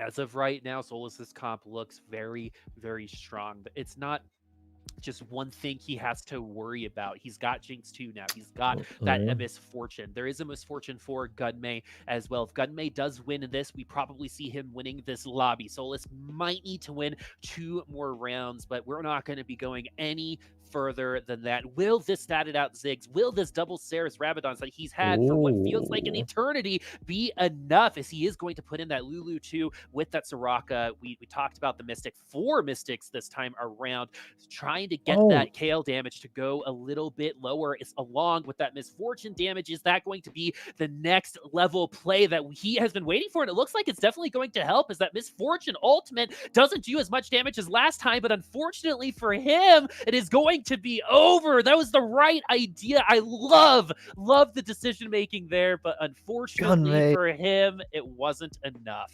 He didn't put the rebel spat on, so he only had the 3 rebel buff instead of the 6 rebel buff. He was selling all the units. I agree with you. I think Mystic 4 Mystics was the right play, and I think it actually would have worked if you remember to sell the Kale and put the rebel spat on to buff the units even Yep. further. Like, oh Well, man, because I the way that the misfortune ult was affected, right, with that magic resist, that little bit of extra shield was 2 or 3 extra auto attacks from his units, and he didn't get it. So that is a little bit of a facepalm moment, my friend. Oh man, I'm hurting for Gunmay right now. I mean, second place, second place after first is not too shabby. Gunmay solidifying himself. We can check the scores real quick before we go on to break here. Yeah, 18 points from Gunmay. A little bit of a misplay there at the end is not going to break his chances if he can remain consistent for the next couple of games. Solus in second, 14 points. Hidden Dino close behind 13 influrrier, also close behind with 12 points. We have our 2 to 4 spots there, very, very close, but we will be sending it on over to a quick 5-minute break. But when we return, we will see the next 2 games and we'll be crowning another champion here in Fight Night Rising. Stick with us.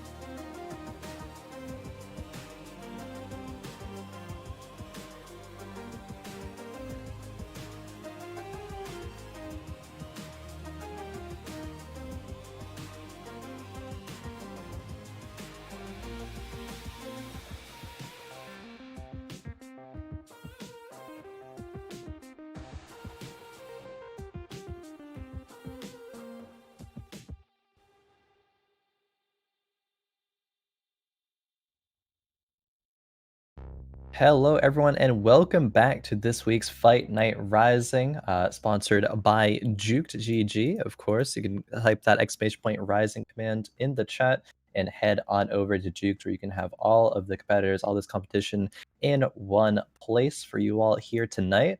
And Boop, have you been enjoying these games so far? We've had a couple of strong games, couple of exciting ones so far. How are you feeling about it? Yeah, I'm feeling great, man. This is this is a good one to start on. You know, my first official night as one of the casters here for Fight Night Rising. Doing it with you, that's been really fun as well. But overall, it's been a wonderful time as we got to see Space Jam win a lobby.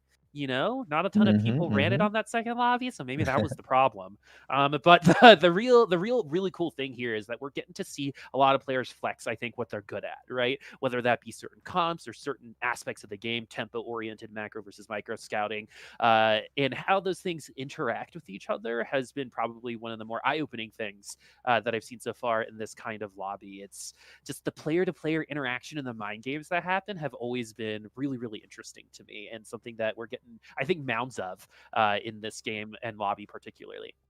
Yeah, especially, and we'll keep our eye on that as we do load into game number 3 right now. So we'll have that just in a few moments. We actually haven't had any galaxies for the first two games. First two games have been It's my fault, man. galaxy-less. It's my It fault. was I am allergic to galaxies. I don't know why. oh Even in my no. regular games, like when I casted with Rissa not too long ago, 0 galaxies that time, and I think there was like a 65% chance to get a galaxy. Really? Oh Yeah, man. man. Like, don't ever go to a theme park with me. It will rain. Eh, Like, oh, like I am that person, right? If you drive with me, there's gonna be traffic on like Sunday at 2 in the afternoon, right? just Like when that's there's just the no type. business, yeah, for there Yeah, to that's be the any type of. there. Oh man. I'll never forget one day I was going to a place called King's Dominion. It was a theme park, and it took us 5 hours to get there. Should have only been 45 minutes. And Oh but when we my. got there, it started Oh, hey, a raining, and then they galaxy. closed. Oh, look at that! And it's the best one. It's it is a Hey, treasure trove. your luck's Always swapping on over look at that. already. Luck I am shifted. gonna play some poker after this. That is a bad lesson to teach. Anyway, don't do that, kids. I am of age. But anyway, we get treasure trove, which is one of my favorites. I think a lot of people who are casual viewers really like this particular galaxy because you get an orb in every single NPC, and that's Mhm. a lot of people at the beginning of TFT said that this is how it should be played.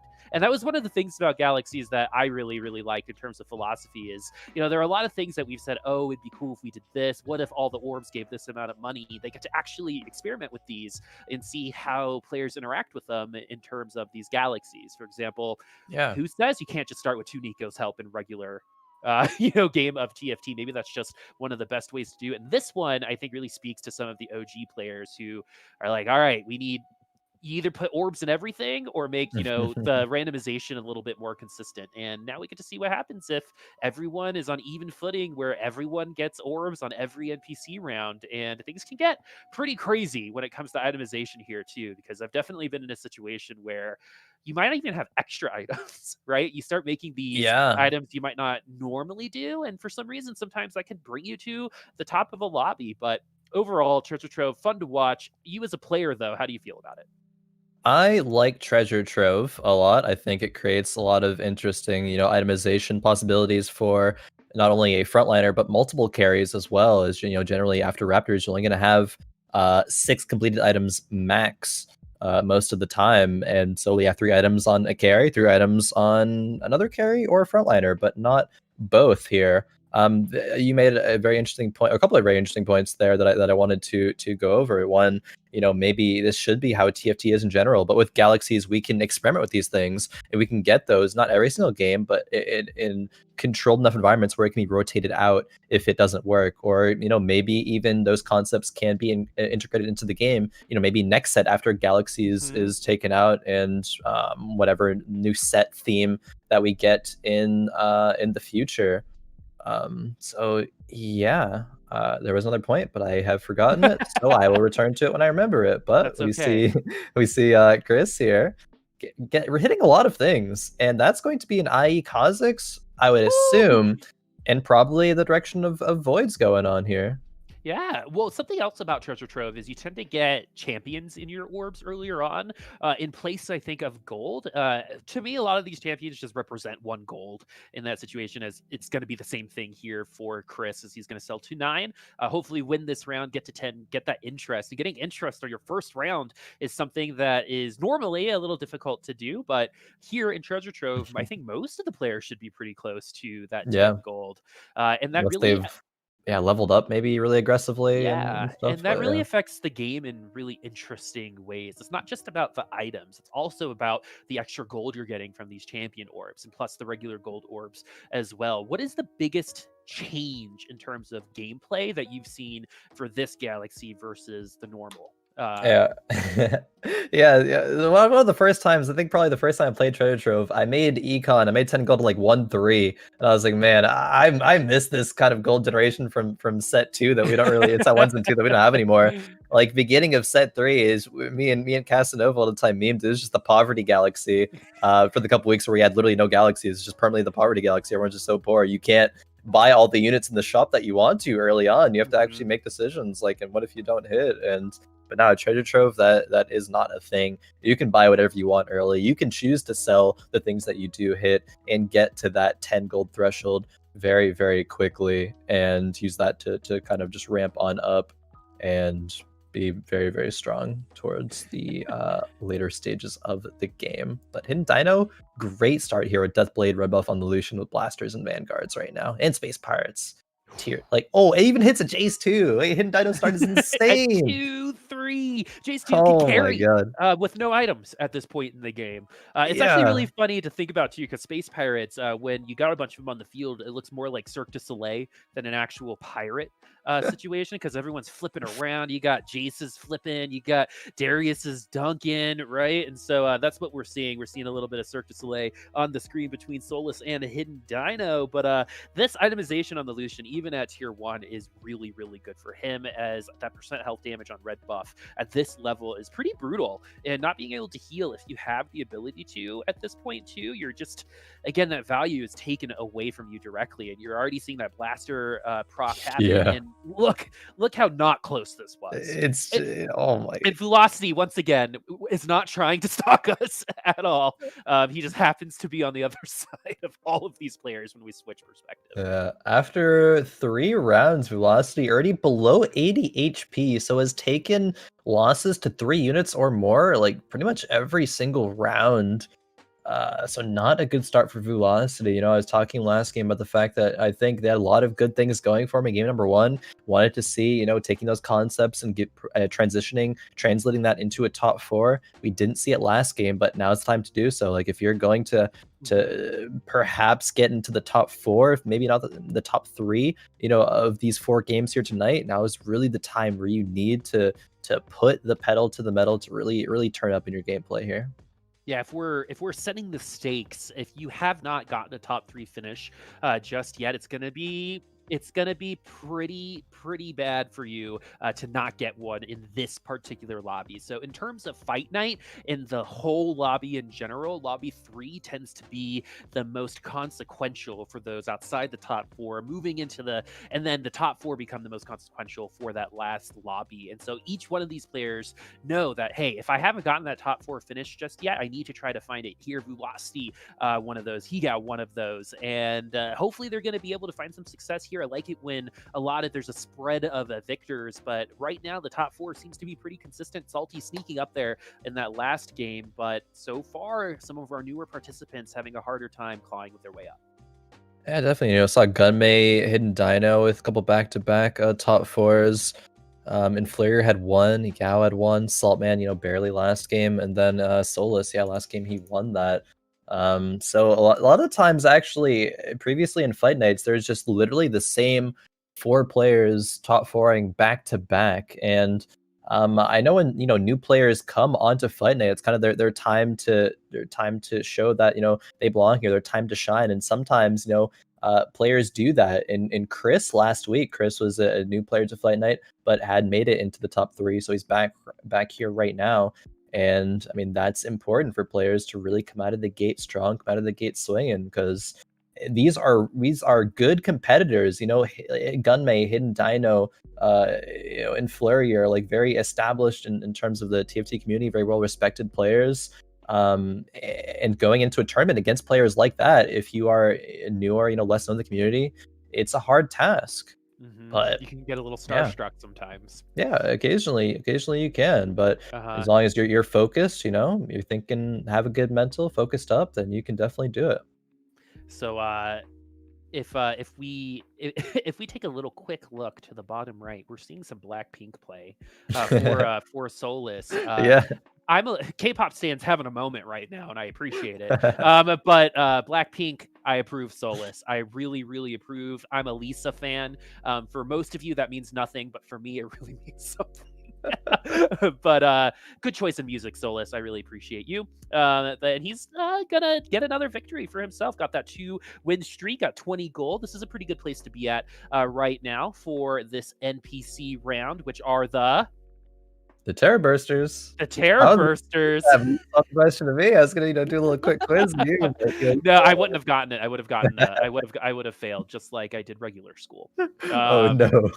Yeah, my Korean mother was not excited about that. Anyway, unfortunate.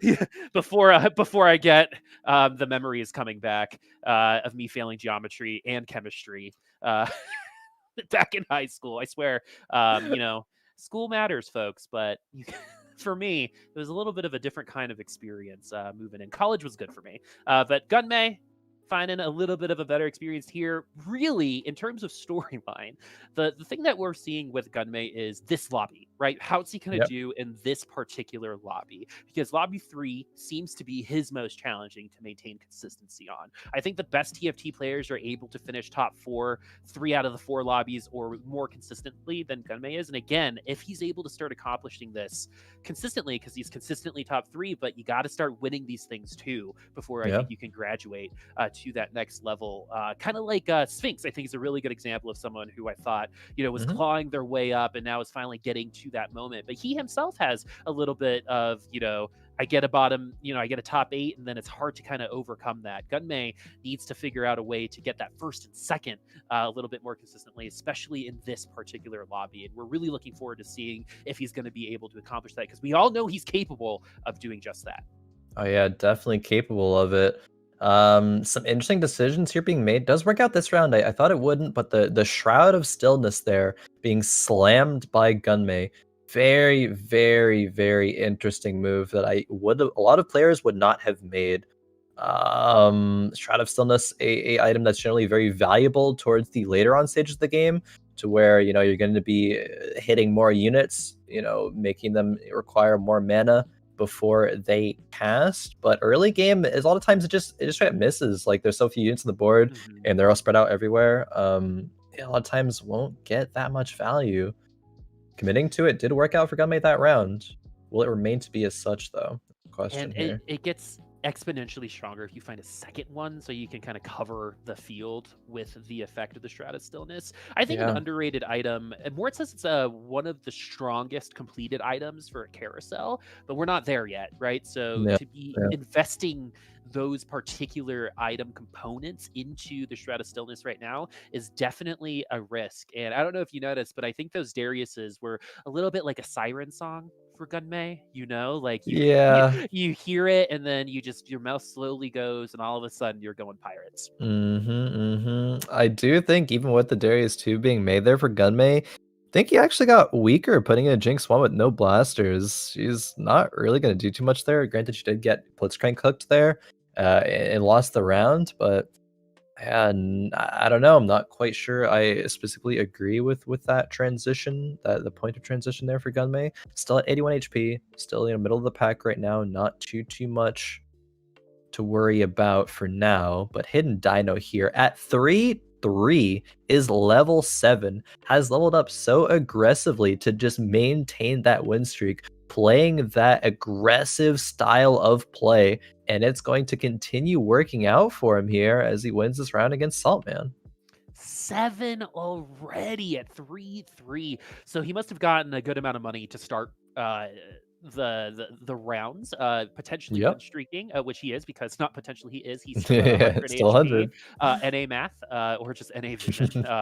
We don't know. Hidden Dino though looking pretty good. So in order to get to level 7, what advantages is he providing himself? Yes, he's win streaking, but he's also still has 10 gold, so it could be worse for him too. But he seems to be in a pretty solid position right now. Oh yeah, I do like this aggressive style of play. Usually players will not go 7 this aggressively. You'll wait until after this carousel to go 7, but it not only makes sure that you're preserving your HP, but you also get better natural shops as well. Being on level 7 a couple of rounds before, maybe 1 or 2 more of your opponents, you're able to hit units like that Kale right there exactly. You have a 15% chance to roll a 4-cost unit. Hidden Dino doing just that. Decides to put in some brawlers. Still plays the Kale though, just not the Blade Masters, but it's okay because Kale doesn't have any items here. I really like the direction Dino is going. He's generating +3 gold per round from that win streak. He has getting +2 econ right now, so he's just gaining 10 gold every round because of the way he's played this game. So like I very much agree with it. I very much think that this is smart. Really Yeah, like it this seems play. to This is why Hidden Dino, be yeah, back-to-back winner. Yeah, it seems to really be working out for her, and I'm definitely seeing the fruits of his labor as well as the Shroud of Stillness actually find some value in that A little situation. bit. It's gonna be pretty good on that Lucian, but he's gonna be able to dodge out of the way. But man, Hidden Dino just seems to be in an insurmountable position at least for the next 4 or 5 rounds for a lot of these other players. Already at 7 HP, will get 10 more gold, so all that money he already spent is gonna be made back immediately. It's like he's hitting it big in the stock market right now, as that's a really big deal for Hidden Dino. I'm expecting maybe that 100 to last for a little bit longer. Yeah, I am as well at the point that he's at right now. Had some good roles and played well around those and making sure that he's able to win streak here. Jace too, instrumental in getting him to this point as well. But we do see things there. Like Solus is scouting around right now. He saw a Kha'Zix 3 somewhere. Not sure exactly who had that, but I'm sure we'll see that later. Oh, that was a flash of it there again. But Solus also holding Kale items onto this Jinx here. This definitely will not stay on the Jinx, but facing Gunmay once again. That Shroud didn't get too much value here though. And so Chris is the one with the Yeah. Kha'Zix, my friends. And even though Jinx is holding on to those items, does get Ooh. excited. Oh my goodness. Oh man, another clencher there for Solus. My nerves are going to be shot. But there's the kill. That is it. Yeah. That is TFT for you, my friends. That feeling of right? That is what we're all here for, I think. He does have double. He's got that Rage Blade. It looked like 2 Rage Blades for a second, but he got the GA and the Rapid Fire Cannon. So that Kale's going to be sticking exactly where she is going to be standing as we come up to another NPC round that, once again, Infiltrators got it. It's going to get you to the back line. I just, it was on the tip of my tongue. I just had to sit with it. There you go. You got it. A second. Yeah. Ooh, oh my. Wait. That's a Oh! Kale and a Nico here for Solus. Oh man. Does he just slam the Nico? Yeah. He does. Don't even look for the other kill. In 2 shops and a PvE round. That's a Kale 2 at the cost of only 4 gold there for Solus. 4 gold and the Nico, I suppose. Man, he got exactly what he was looking for there. That is pretty lucky, but it's on the luckier side than the strategic side, I think, for Solus right now for that particular play. But he set himself up, right? That's called looking for that value and then finding it. He went to Marshalls. He stuck down, right? One of my old co-casters used to give this analogy all the time. He put his hand down in the bargain bin, came out, coach bag. And sometimes that just happens. And he finds that Kale 2 really, really early. But losing this round against Influrrier because of that Blitzcrank and that Zephyr there from Influrrier hooked his Kale right in there. She wasn't able to do enough, and that's positioning and scouting for you. Solus, a bit excited about getting that Kale 2 rather, not Kale 3. Maybe we'll see one later, but hitting that Kale 2 didn't position exactly how it needed to. Velocity, though, on the other hand, is very, very low. He already 28 HP on 4-2. Is running the Xayah composition here, is running Shredder. Doesn't have tier 3 of anything besides the Jarvan and the Xayah. Like, doesn't have Caitlyn, doesn't yet have the Shen. It's strong, but the Rabadon's on the Jarvan. Velocity is a man after my heart. That extra attack speed increase. Yeah, every week on the podcast, I pretty much do something. I like to call it, I swear it works. And Infiltrator Malphite and Rabadon's Jarvan were my 2 choices every week. And it's glad to see it. It's in a competitive game, my friends, and it just won that round. So, again, it did, yeah. More it was the first one. Infiltrator on what? Malphite.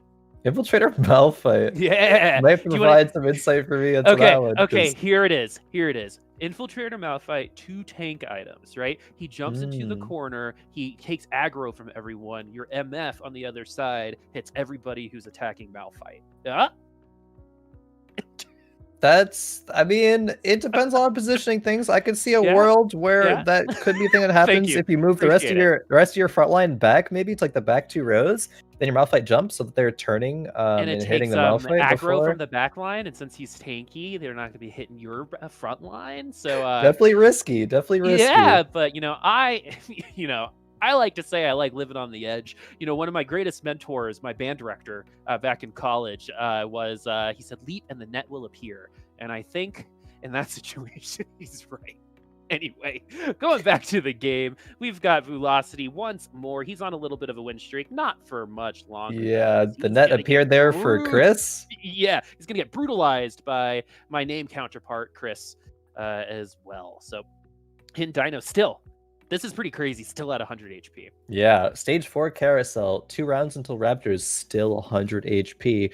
Granted, Hidden Dino, again, did get, really good roles in the early game, but he's still playing it exactly how he needs to. And those are the things that, that differentiates, good TFT players from great TFT players. Hidden Dino making sure to keep that streak is so important. Hidden Dino, he's already level 8. He might even go to 9 before he starts really rolling. And you can do that from this position. You're at 100 HP. You're not in danger of falling. Like, third place with Gunmay is at 52. You're double the HP of that at this stage of the game. 57 gold at 4-5, level 8. Like, Hidden Dino's in such a good spot He's here. Rolled an MF as well. Yeah, he's like Scrooge McDuck right now, right? Diving into his money pit like Yeah. it's water. And remember, he was at level 7 at what was it, 3-3? 3-1? Yep. He probably went at level 7 at 3-2, I would imagine. Yeah, But yeah, it was and there for 3-3 that we saw it. look at the options that he's going to be able to play with, right? And so again, Hidden Dino seems to be giving himself a little bit of option paralysis potentially once more, because last time he had this many options, it was a little bit harder for him to identify what his win condition is. This time around, though, he's struggling just a little bit. A big Cho'Gath ultimate, though, might bail him out. The Lucian, too, could do the same thing, and he does take down the Jinx. He gets the crit thanks to that IE, and his win streak continues, though. As you see him pounding his chest, that was a little too close for comfort. His velocity sitting at 4 HP. It's not looking quite good for him right now. It's not, unfortunately. Able to get Celestial Spat, so he doesn't need to go to 8 for 4 Celestials. Able to have it now, but not having that Caitlyn 3, not having that Shen 3. Sold the Rakans, even though we're on his bench, so not going for the Rakan 3 anymore either. Just really just wants any upgrades that he can get his hands on. But this might be another 8th place here for Velocity if these rolls are not kind. And those were not right there, as he didn't find the Shen. Going up against Hidden Dino. Oh, I mean, Hidden Dino, it's possible that he could win here.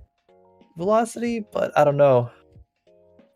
Velocity deciding to run away. Yeah. Maybe the writing on the wall. Nice cancel on the Misfortune ultimate, making this a little bit more interesting than maybe it should be. And things are topsy-turvy in this world, Khroen, and it's a little bit bizarro right now, as our 8th place is the one who breaks the 100-point game from a Hidden Dino. Yeah. We didn't think he was going to make it to Arcraft. How many times am I going to say it? Arcrafters on this treasure trove. This is, again, probably the most consequential NPC round in all of the Galaxies' treasure trove with these Raptors. And Velocity is able to take down #1 Hidden Dino there. The world is upside down in many ways. Yeah, I was thinking a little bit. Velocity, maybe it's actually good that he faced against Hidden Dino there, because while Hidden Dino is like pretty strong as win streak until there, Hidden Dino hasn't really spent any gold to get like aggressively stronger as some other players like maybe in 2nd or 3rd place would have, but is just maintaining that gold streak to go to level 9 probably. Speaking of leveling up here, Hygao is going mech, but has not found a single fizz yet. Actually still just has that Leona as the item carrier there. That's even a Shaco 3 before 1 fizz. What is happening here? Annie 3, Rumble 3, Shaco 3, no Kaisa fizz. 3, no fizz. No fizz. So, I mean, tier 3 units are strong, but when you don't have that fizz, you're also, not only are you missing the mech, you're missing that 4th infiltrator. So that's a lack of attack speed as well. But these tier 3 units might be able to overcome, or maybe not. The synergies might not have been there, and this Kale is shredding through his comp right now. Oh, I think that might be it. Yeah, I think it is actually. Velocity, maybe. Yeah, Velocity won that round. This is going to be Hygao, 8th place. How? How does he not find the fizz? The heart was not in the cards, my friend. The destiny was not in his deck. I have never seen that before, where a player will literally 3-star any Rumble, Shaco, and Kaisa and not find a singular fizz. That is so incredibly unlucky there. Oh, man. That man should lock himself in his room and not leave, just in case, right? That's like when you walk outside and like you get a tree falls down or something like that. It's the same kind of luck. Yeah. You're right. I mean, one, you normally don't get that many tier 3s in a game like this, just in general, right? But since he didn't have the mech, since he didn't have that 4th infiltrator, again, we talk about value a lot in these lobbies, and he wasn't able to find any of it, as we get some flipping and flopping from these pirates, and Hidden Dino is able to win once again, deciding to finally commit on a couple comps, and already has MF2. That's nuts, man. Yeah, no, this MF2, Thresh 2 as well. Level 9 at 5-3. Yeah, I mean, 5-2, last round, that good interval to level up. He did just that. Could even okay, what routes? Because I think he's still going to change things up. Like I don't think Hidden Dino is going to be playing for Blaster for the rest of this game here. Um, what is the transition though? There's a couple of Kales on the bench. There's a couple of other Blade Masters. There's also Cybernetics as well with that Echo and the Fiora. Just missing. Uh, Wait, what's Cyber? Oh no, actually has the Aurelia there as well. So not missing any Cybernetics. If that's an Aurelia too. Oh man, that KO. But Oh yeah, man, that that was strong. yeah, that is super strong. And Hidden Dino does fall once again. This time, 2 Solus on the other side. So even though he's level 9, he gets taken down by the level 8 Solus. As we have our top 5 as we get to the completed item and carousel. Vulocity finishes in 7 as Hygao finds himself in 8th place again somehow, even with a bunch of tier 3 units. A whole hand's worth, I think. As yeah, as Saltman will finish in a 6th place himself. So the top 4/5 seem to be maintaining. One seems to switch in and out. This time it's going to be Saltman and Solus kind of switching out there. And this is going to be good for Solus because he found himself competing for that top 3 spot. And if he finishes 1st or 2nd, he's setting himself up to a potential top 3 by the end of this 4th lobby. But really, though, Hidden Dino, I think, is the one to really watch out for. Even though he's lost a couple times, maybe he invested a little bit too much money. He also didn't have any gold, so that 50 gold we saw him with earlier is now gone. He spent all of it, and now he's kind of revamping it without that win streak, so it's going to take a little bit longer for him. Yeah, that's an important point because still the position that Hidden Dino was at let him be to top 5 with still a very healthy amount of HP. I would be very surprised if Hidden Dino didn't top 4 this game, but I don't think Hidden Dino's done transitioning the comp here. Got a Shojin and a Seraph's not MF, so MF's definitely a core unit here. But Lucian isn't a carry that you really want to bring into the late game here, as it's just not going to hold up against the likes of a Jinx, and we see that happen right here with Gunmay. Taking another round off of Hidden Dino right now. Just a better unit. Jinx is just a better unit at this point in the game than Lucian is, and even though Lucian can hip hop around, just the base damage isn't high enough to carry him through the rounds once you hit that 5-3 and later, right? Because while the Lucian can really push you through the mid game, he falls off maybe harder than any other unit in the game in terms of carry potential. Definitely. Looking at Chris here on was that 11 round win streak? Yes, it is. That Kha'Zix and that Vel'Koz, near perfect items for both of them. Maybe not Hand of Justice for the Kha'Zix, but it's still going to be doing work here. Gonna get Zephyr though by Hidden Dino. Really good Zephyr there. Can the Vel'Koz alone carry this? Kha'Zix coming in now to try to clean up though, but that MF is about to go off and does onto that. Oh no! The Vel'Koz gets hooked into the MF ulti at the end there. Okay, so wow. okay, if we were to put background music to that, what would that have been to you? That was like the bass dropping to me in dubstep, right? Yeah. The bass drops, and all of a sudden you've got this tentacle Cthulhu creature coming in. It's like the bass drop, like that montage clip of like the perfect Blitzcrank hook into the MF ulti, like the TFT units actually synergizing with each other. Exactly. Something like we'd see on like Summoner's Rift or something. Yeah, MF actually synergizing with anything. Yeah. Right? We don't see that very often. No, but look at this Kane. Shojin's Bloodthirster IE. Oh my goodness. Good items for that, Zaya. Is that going to be a double Shojin Seraph's MF? Potentially? I mean, really. Go ahead. Yeah, sorry. I was gonna say, I just saw all the components on Hidden Dino's bench, and I was like, wait a minute, there's still the components from 5-1 that he had there. There's still that spatula, those 2 cloaks, and that bow. It's just still there.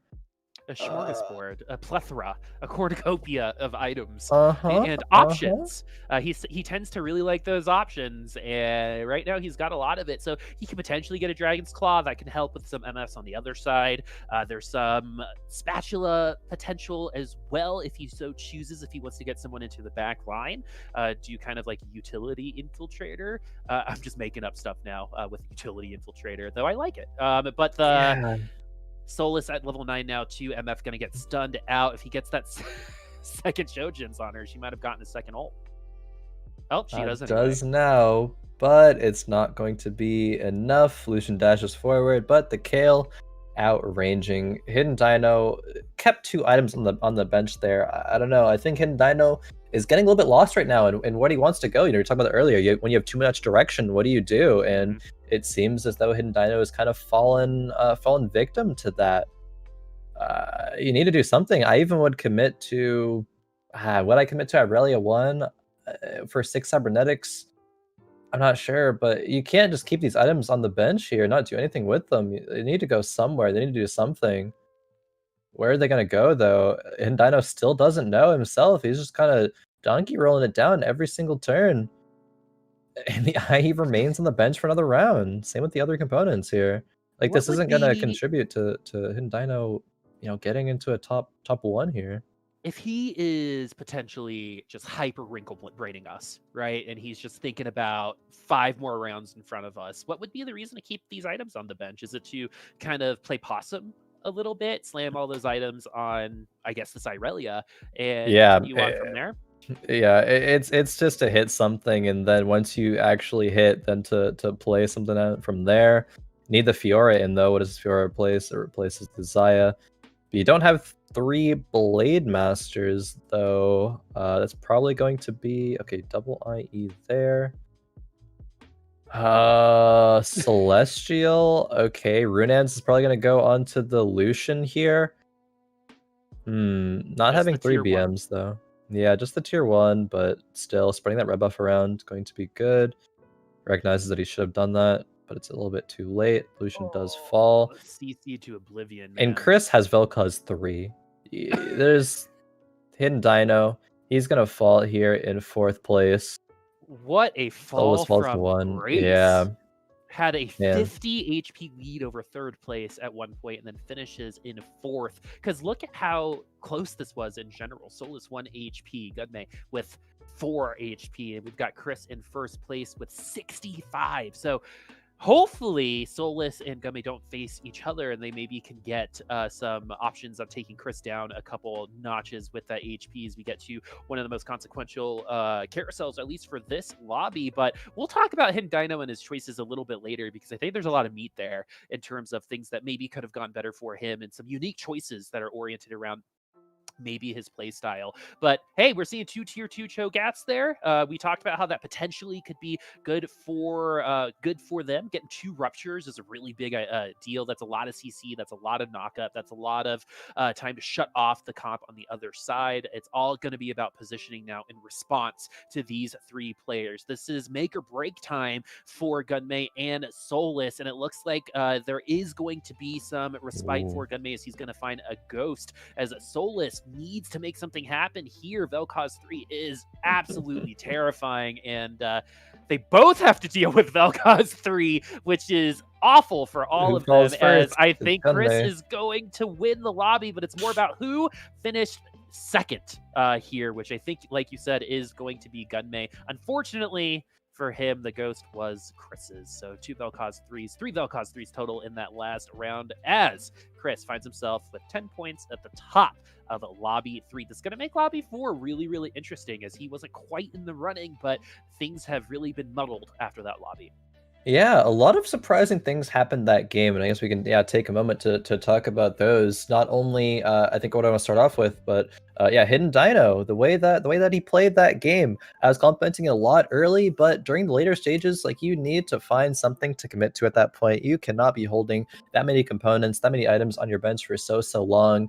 It's really weird, and I think an uncharacteristic mistake from Hidden Dino there, and I think he definitely could have gone 2nd place there. Probably not beating the Vel'Koz 3, as that's going to be a near insurmountable challenge on its own. But yeah, I think Dino definitely could have gotten a few more points out of that game. Another thing, Gunmay, game 3, played really well, got into the top 4. The thing that was seemingly holding Gunmay back a lot in previous weeks, maybe he's had a bit of a mental, I guess, change. He's found something, an awakening. Yeah, that's a good word for it. That's a good word for it. Thank you. for finding those words for me. But yeah, Gunmay, top of this lobby now. He's usually fallen at this point, and while I mean a third place is a little bit worse, than his previous performances, he's still set himself up for a very, very good spot to take this whole lobby for tonight. Solus, though, playing very well in the past couple of games, had a little bit of a shaky start in game one, getting a bottom four with that 5th place, but 3 points behind Gunmay right now. Hidden Dino, he's gotten, all top 4s, but barely. So, this is something I want to talk about too, because we got Hidden Dino at 19 points, right? 3rd place is up for grabs, right? Like 5 people can potentially finish in 3rd place. Top 2, probably going to be a little bit more solidified, but still not 100% solid there. But if Hidden Dino finishes outside of the top 3, we can track it back to exactly, I think, this game, right, Khroen? It's all about, you can't play around with those points like that. Maybe he was playing possum,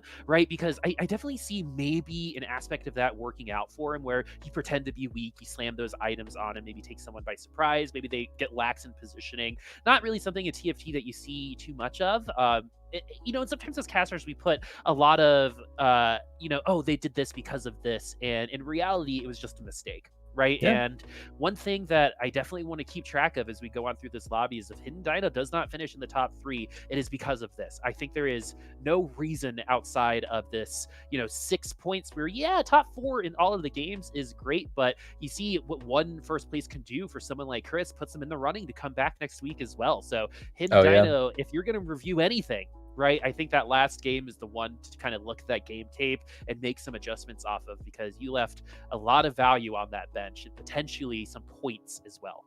Exactly. Just that talking about Chris there, getting that first place is so important. And if Chris, say if it happens where Chris gets another first place and Hidden Dino gets another 4th, while Hidden Dino would have gotten all top 4s, Chris would actually beat Hidden Dino on the tiebreakers there, getting 2 first places, and Hidden Dino not getting any first places in that theoretical outcome. But that just goes to show you the importance of each and every placement over the course of tonight. You can have a not great start but still come back very strong. You can have a strong start, but you need to maintain that. You need to keep it going for the next games. And Hidden Dino, I mean, he's been a player that's played very well, played very, very strongly the past couple of weeks. I think he can close it out. If I were to bet, I would bet that Hidden Dino could solidify himself into the top 3 here. I think recognizing after that game, I think you have to recognize the spot that you were in and recognize what you should have done differently to get a better placement there, because being 100 HP until Raptors and getting a 4th place, that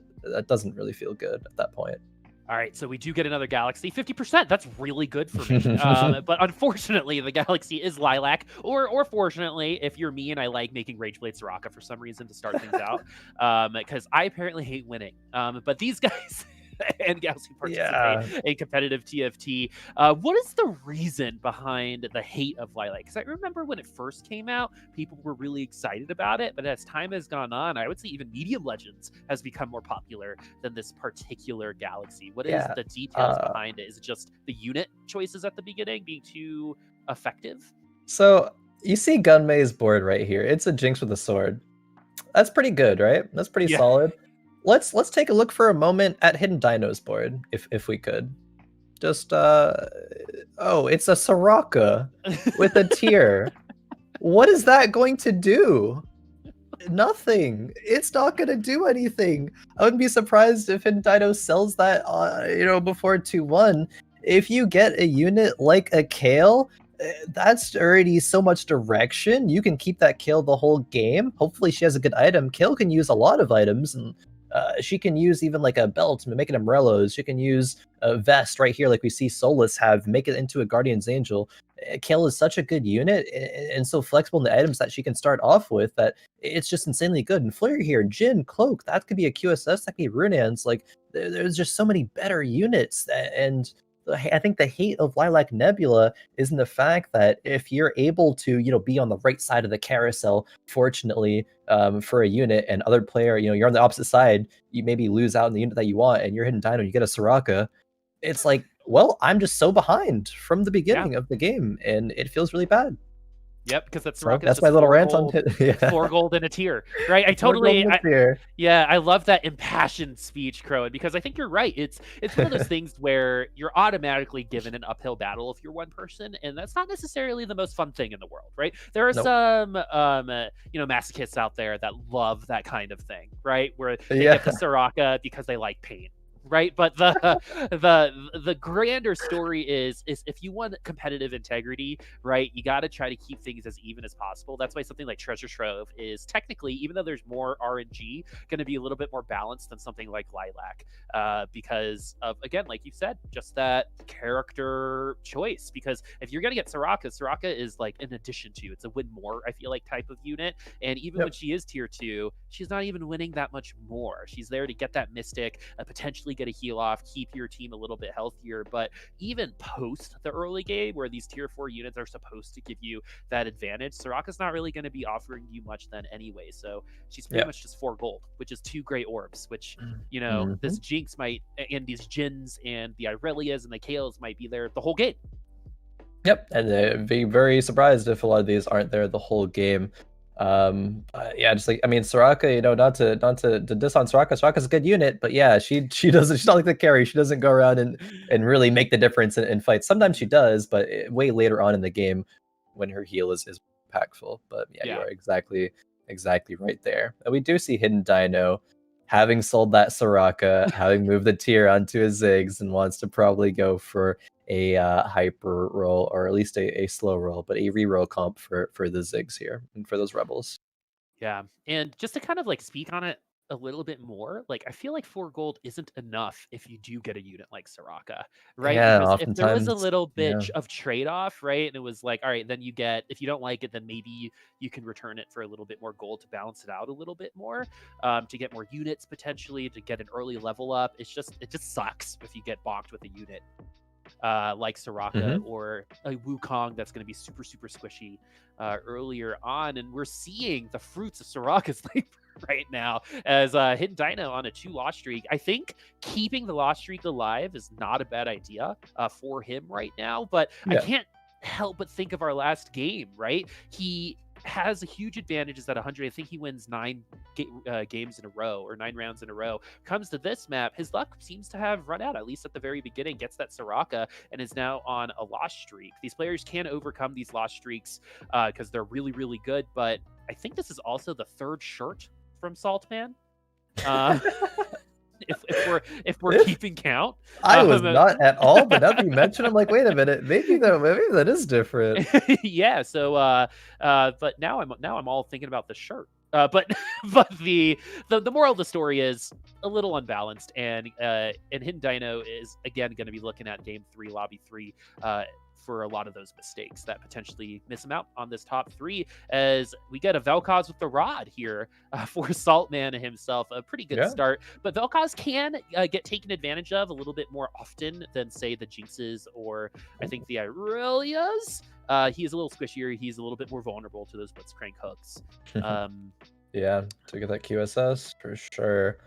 But yeah, also a concept that you pointed out there a little bit ago is, Hidden Dino. He's not as lucky this game in terms of, he didn't get the unit that he wanted from the first carousel. He's stuck with, committing right now to this Zig strategy. But it's what you do in the face of things not going your way to get still a good placement. It's easy to play the game when the game plays itself for you and you find the units, but it's hard to play the game when you don't have that direction, and you have to make these decisions, and they have to be correct or near correct. And I think Hidden Dino has shown that he can, in the face of those inevitable decisions, make the correct ones. But I want to see that really exemplified here. I want to see him really be able to do that.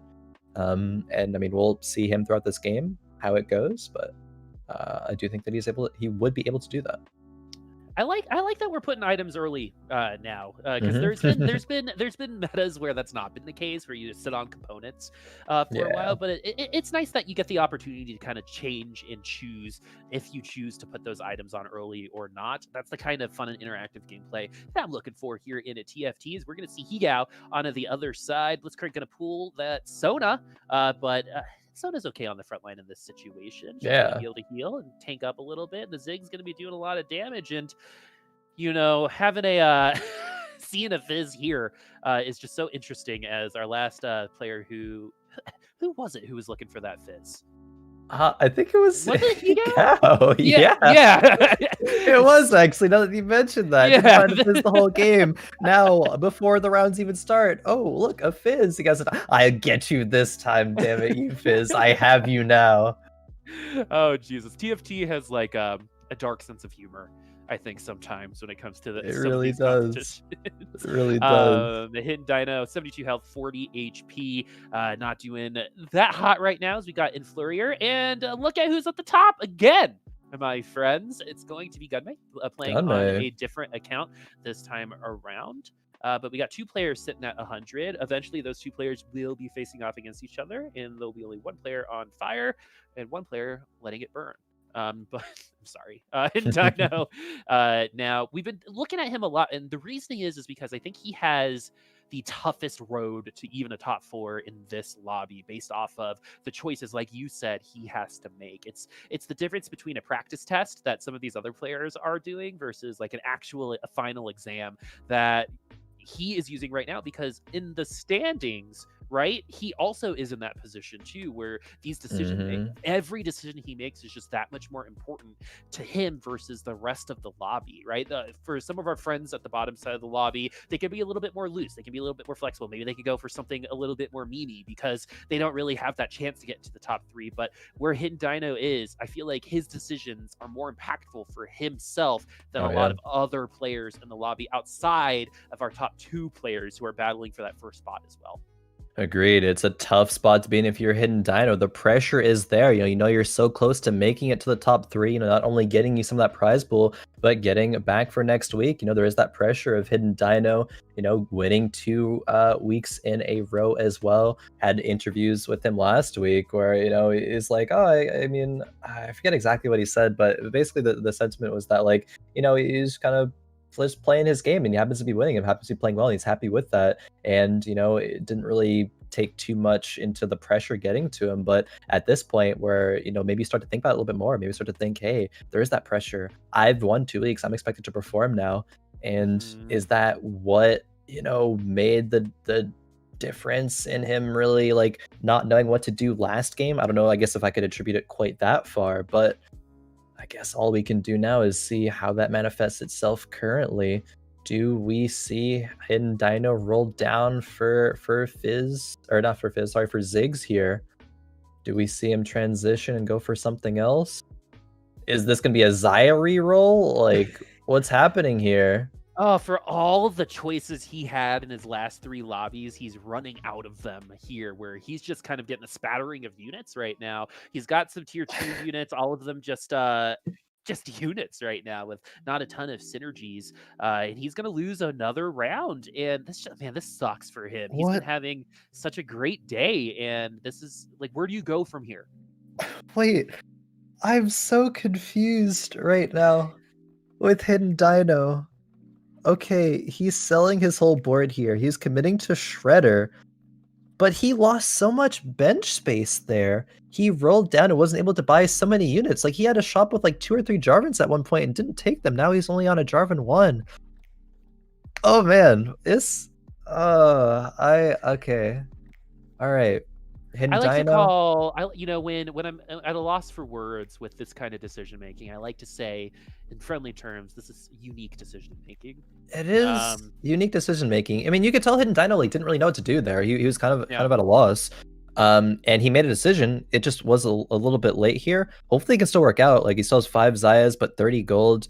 The only part that like really is spelling disaster is that the fact that Hidden Dino is already very low. Like, he's 3-2 right now and he's 50 HP. It's not even, it's like 4 rounds to go until infiltrators or wolves as well. But Yeah. He's gonna have to figure it out, or else if he finishes outside of the top 4, he's probably out of the top 3 for this lobby. The Triple Crown curse, the 3 in a row curse, continues here on Fight Night Rising. We've got some 2-time winners, but that 3rd win in a row has really avoided a lot of our top players. And unfortunately for Hidden Dino, it's looking elusive right now as we're still transitioning into some potential other comps. This time it's going to be Chrono Blade Master, which is something you want to have online way earlier than 3-3. He's taken so much time just deciding, right? And it seems to be a little bit of a habit now where the decisions just aren't being made quick enough. He comes to maybe the right decision as he's, I think, going to win this round.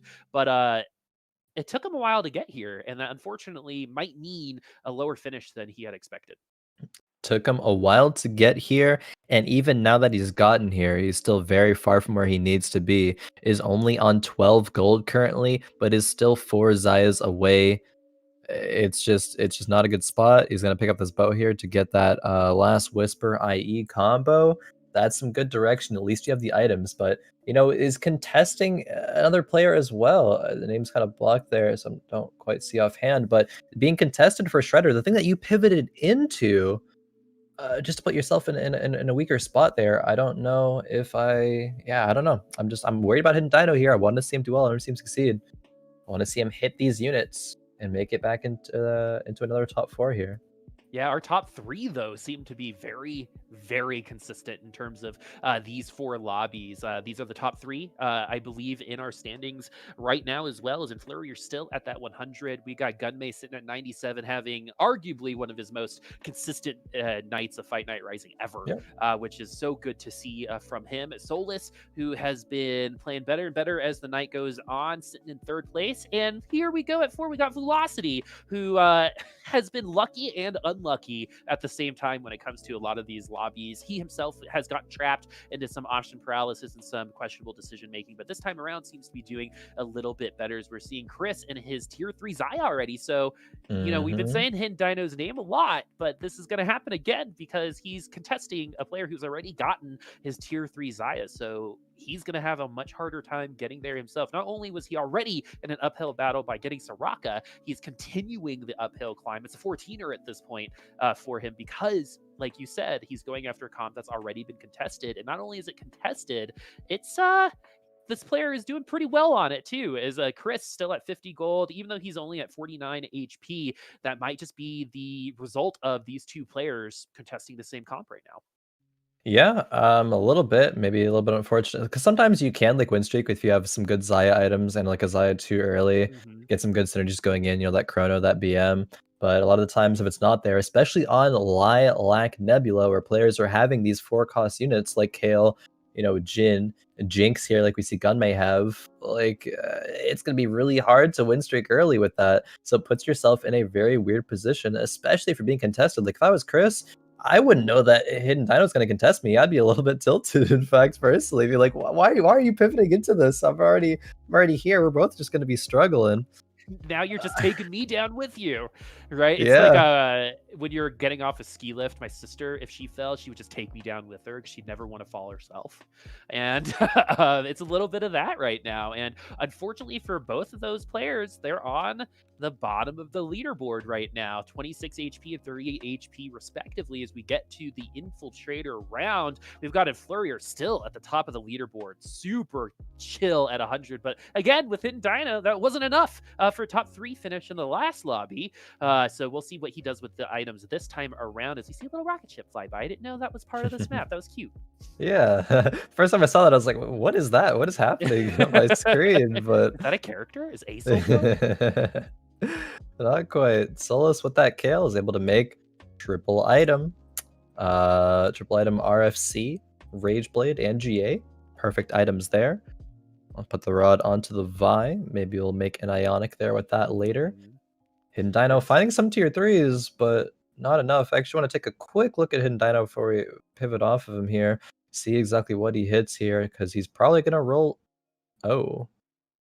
Did not roll down to 0. In fact, decided to level, but didn't have enough gold to. So now he's stuck 2 XP away. 3 Zayas away. Going up against Velocity here. you're seeing my face right now because it's tense, my friends. The ace in the hole not really going to be helping all that much. It's a little bit closer than I had expected it to be, but this Caitlyn is not going to be long for this Or world. will she? Okay. Oh, that's close. This The thing might is almost got off there. if you don't finish the word, you never actually said anything, right? So you just kind of wait. But here at 6-6 level 6, we are still looking at Hidden Dino, who is on a 3-game loss streak, potentially taking Khris down with him, who did lose that last round as well. It's nice to see Velocity finding a little bit of success in at this lobby, as well as Hygao, two people who have had a little bit of a hard time tonight finding some success, maybe at the expense of Khris and Hidden Dino, which sucks for them. But once again, this has been some very interesting decision making, and you're not supposed to say this, but there is a little bit of tilt, I think, going on right now for Hidden Dino. I think maybe even just seeing that Soraka pop up and grabbing that Soraka is enough to get someone off your mental, and it looks like it might be happening just a little bit. Oh, he might be pulling this out as he's going up against his counterpart on the other side, Fallen Skies, and this is just the two people on the bottom facing off each other, and Fallen Skies does not feel good about that because he was facing a very similar comp. Yeah, not only did Hidden Dino pivot into the comp and mess up a little bit, but beats you as well. And you're the one who has the tier 3 Xayah. Tier 3 Xayah does not have the items yet, though. Just still on that one sword, you need either an IE or a Deathblade right now if you're Khris. In order to remain, I guess, relevant in terms of strength in the game. Obviously, Khris has a bit more gold than Hidden Dino does right now, but what good does that gold do you if you're about to fall? See Hygao with that mech. Has a demo spat as well in the Kaisa. Yeah. So, It's like having a pair of really awesome sneakers, but the laces are tied, and once you take your first step, you just fall. Yep. That's what having 40 gold and dying is exactly like. It's Yeah. as simple as that. You're chilling, you're feeling fly, like, oh, look at my cool shoes. Then you Yeah, trip and fall, exactly. you're like, oh snap, I didn't expect that to happen. I was feeling myself until Yeah. in this Xayah, it's just so crazy how I think that 20 mana extra that it takes for Xayah to get to her ultimate has It's just impactful. neutered a lot of her damage right now, as Fallen Skies loses another time, and he's got to spend all of his money, but he is not in last place. It looks like Hidden Dino might still be in last place. Is he still in the lobby? Because sitting at 9 HP, Yep. it would be very interesting to see how much he has as Oh, that's well. Xayah. He's right there. So he's got the cloak, he got the Xayah, and hopefully the Xayah not just looking fashionable in her cloak and does something that is against other people not named Khris coming up on at these other lobbies. Yeah, wait, was that the last Xayah that Hidden Dino needed? I know when we saw him last, he needed 2 more. Maybe he's found another one since then. I'm curious just to check out a little bit here. To go after a Xayah at a carousel for the character. Oh, you're desperate. Right? You're so desperate at this point. It's insane. Needs No. one more. All right, roll it down. Find the Xayah. We're looking for the Xayah. Fingers crossed for you, my friend, and you get a poppy. Nope. Sell those units, my friend. Oh no. Sell the Jarvan. You need to. Sell the Jarvan and roll. You have one more shot, Hidden Dino. You're already losing. You might as well, right? Just go for it. Don't ever take me to Vegas, is what I've learned from this exact moment. It's okay. Just spend your money. Go to the ATM. You're cool. And he doesn't sell the Jarvans, and that might end up being the end for him. And if he finishes in last place here, he will not be finishing in the top 3. Yeah, don't think so. That GPLT goes off and does a number on Hidden Dino's composition here. The Jinx is there to clean up, and Khris may fall as well, but Hidden Dino falls first. That's a fat 8th as both. Okay, Khris actually survived there. Yeah, 3 HP. It's still stage 4, so it's very, very minimal stage damage here. But man, Hidden Dino, definition of bad, my friends. Definitely. I feel really bad for Dino right now. I'm not even the one playing. There's nothing that affects me here, but TM him and be like, hey man.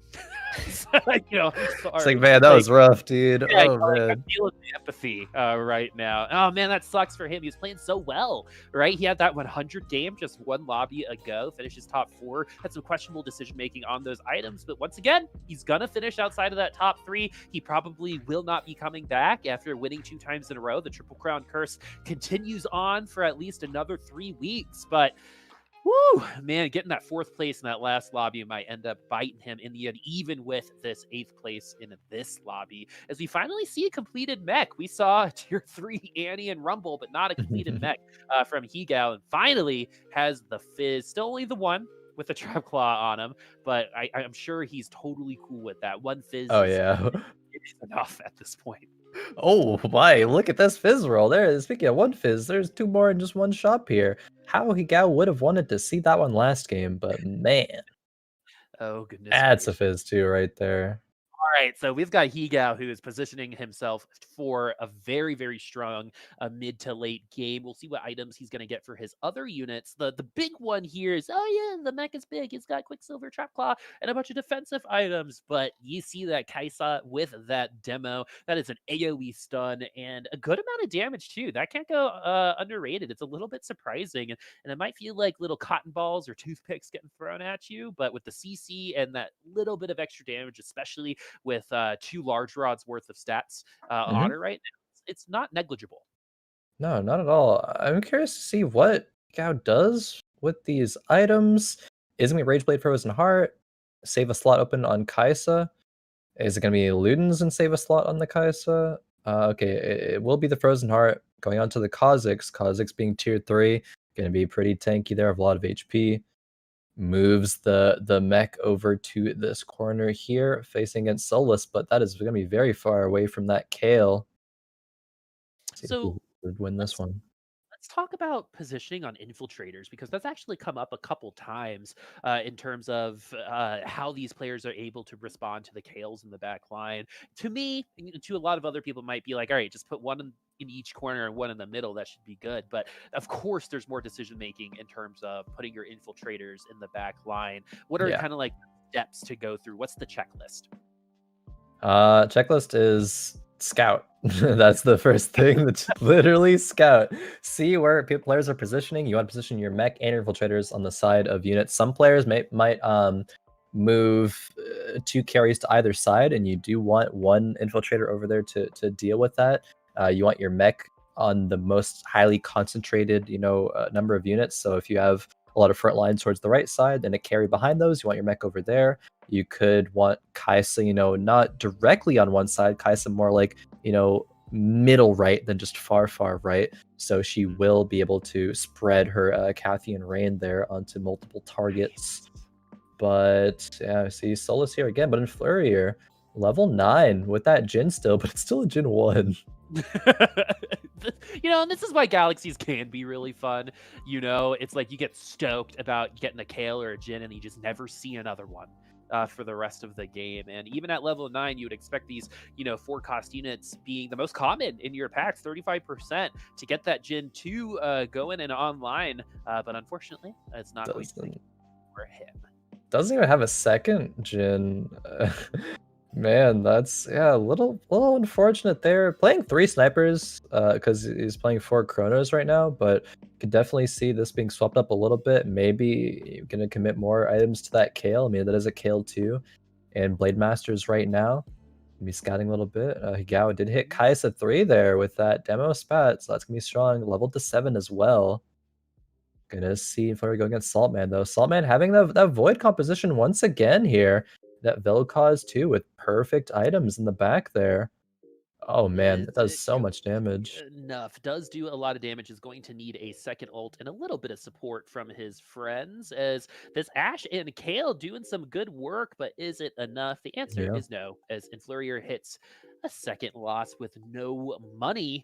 And so it looks like this lobby might be changing hands a little bit, as our bottom two, our third place and fourth place seem to be the ones that are consistently winning, as Saltman is, I think, quietly on a 6-game win streak. It's funny, he doesn't seem Mhm. to appear on the other side, at least as much as Velocity Yeah. does, at least in today's lobby. But he's quietly gotten into the top 4 a couple times already. Has that 6 win streak, so setting himself up, and gets these gloves, which is, potentially 2 full items on your units that could be value, but also could be a huge risk for him. And these item choices is very common right now. We got 2 Death Blades, Thieves Glove, a Titan's Resolve as well. All pretty good standard items for a lot of the comps here. I'm just really interested to see how Higao and his mechs are doing. We haven't really seen that. And I think that leads me to my next question, Khroen, which is, we've seen a lot of Voids, we've seen a lot of Shredder.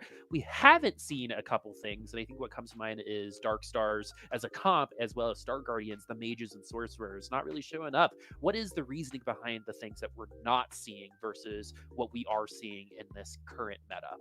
Yeah, I mean, meme answer, Darkstar sucks, but like it really just does. You're just not getting the effectiveness that you want. Darkstars don't have any frontline. Your carries are gonna get gone on a little bit too quickly. Maybe it works if you have like perfect items, Zerath 2 with double Rage Blade, plus like QSS, because Zerath can just 1v9.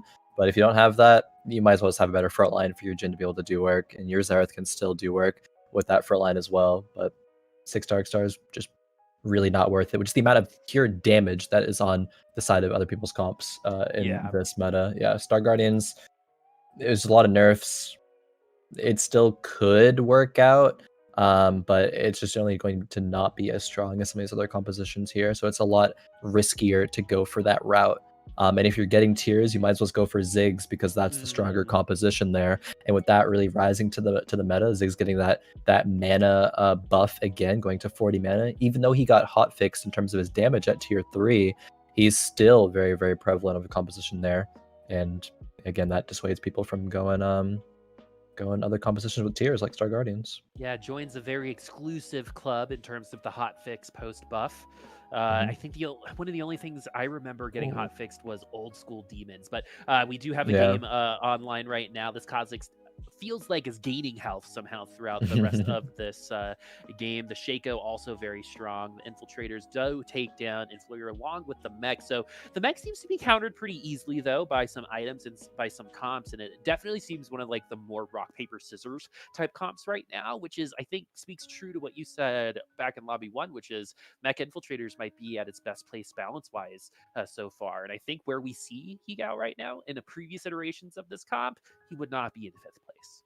He would probably be Yeah, killing it right now in first place. probably, especially with demo spot on the Kaisa. I do think though a lot of it, yeah, again comes down to just like positioning. And Mm. I wanted to really quick just commend Higao on that positioning there because of the fact placing mech on one side with the Kaisa and then all the infiltrators on the other side. Shaco was able to take out the Kale immediately while the other side was able to deal with the I believe it was the Jhin and the other units. So really, really good recognition there of the other boards and the game state from Higao there.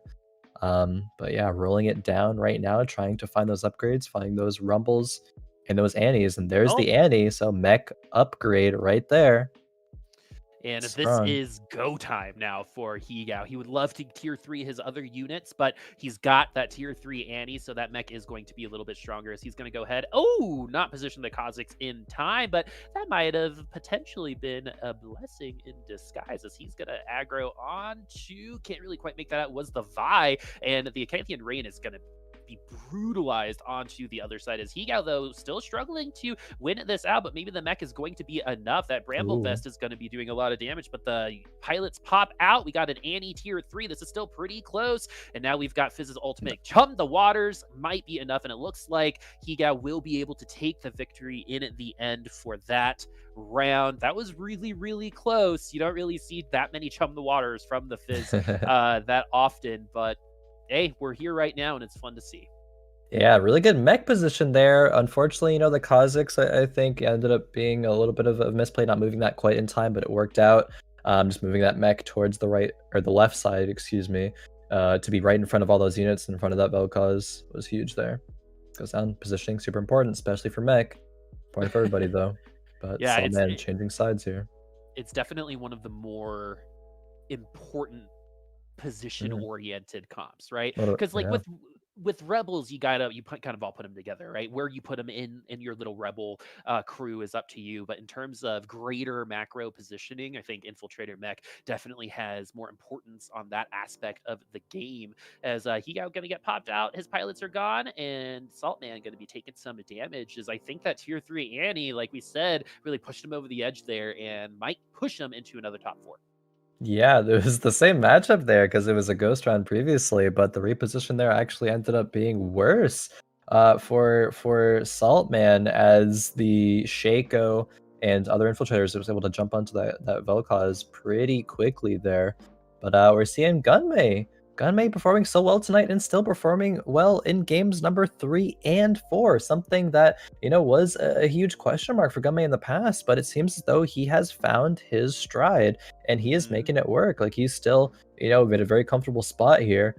Going up against Hygao, we'll see how this round goes. GP with triple items to get an ulti off. Got taken out though. And that means that those items aren't going to be finding a ton of value. This Jinx, though, is going to be doing the opposite, though. He does get CC'd. The Chum the Waters is going to put the victory onto Hygao's side. And once again, this tier 3 Annie really showing up for Hygao. But we got to talk about Gunmay a little bit, because what do you think you would tell him, right? Say he finds success here. This is obviously one of his most consistent performances that he's had on Fight Night Rising. Yeah, he usually comes in the top 3, but he's been top 2, competing for the top 2 spots, I think, in almost every lobby so far. What advice would you give him in order to keep going, right? Because he's doing something right. Yeah, he's just right now. I mean, Pierce doesn't really need advice anymore. He's found his stride. And happy to see that for Gunmay. Going back to the fact that he was very, very critical on himself, it appears he has made the changes seemingly that he needed to make. So from here on out, yeah, I think Gunmay has it really working out for him right now. Man. Yeah, pretty much. Like if it ain't broke, don't fix it. And until it starts to become an issue again, maybe some insight, just I wouldn't even know. I mean, everyone deals with things differently. Everyone has good ways to do things for themselves in terms of, I don't even just like preparing your mental and things like that. So hard to say specifically for Gunmay, but whatever that is, he has found it here as he puts himself in a very good position to win here tonight. I don't know what exact placement he needs, but I mean, it's looking like he's going to at least get a top 3 here. Loses this round, unfortunately, though. Yep. So not taking out Salt, man. Man, this top 4 has really tightened up. Look how close it is. 22 HP at the top, just 2 right here for Solus, who is competing for a top 2 spot, really. We'll see how these points are going to interact with the leaderboard in just a second, as we're in the nitty-gritty now here in the 4th and final lobby of Fight Night Rising. This has been a pretty good game so far, as Gunmay will potentially win this lobby at 25 points already at the top. Solus, Hidden Dino 22-20. We already know that Hidden Dino finished last on that last round, so he will not be making top 3. That's really unfortunate, as his first 2 games especially were really, really strong. But now Solus on the skin of his teeth right now, potentially flatlining here. Wukong getting some really good ultimates, ring around the rosy with his opponents, as Gunmay, though, is potentially going to lose another round. We got another huge MF ult, and that potentially might be an elimination. Yes, it is. A Solus takes him down. So with Gunmay going out in 4th here, Solus could actually win tonight if he gets 1st place right now. I was just about to mention that possibility, and I didn't think Gunmay would go out that bad of a loss to where he would actually get eliminated. But now this is the scenario to whereas if Solus takes down Hygao, yeah, Solus will win for tonight. He'll be able to get 32 points over Gunmay's 31 that he has right now. If Solus gets 2nd place, though, Gunmay will win. So a lot on the line for all this. 2 HP. 2 HP separates Solus from a Fight Night Rising win. Will it be enough? It will be for Shelly, but Solus is going to have to really make something happen, as Hygao hasn't lost since upgrading that Annie to a tier 3. We'll be getting that Misfortune tier 2, but is there enough, percent health damage? Is there enough damage to go onto that mech, pop him out early, and get a win? 2 HP once again separates Solus from the Fight Night. This is tense. The positioning here is going to make or break this potential last fight of the game here of Fight Night for tonight for Solus.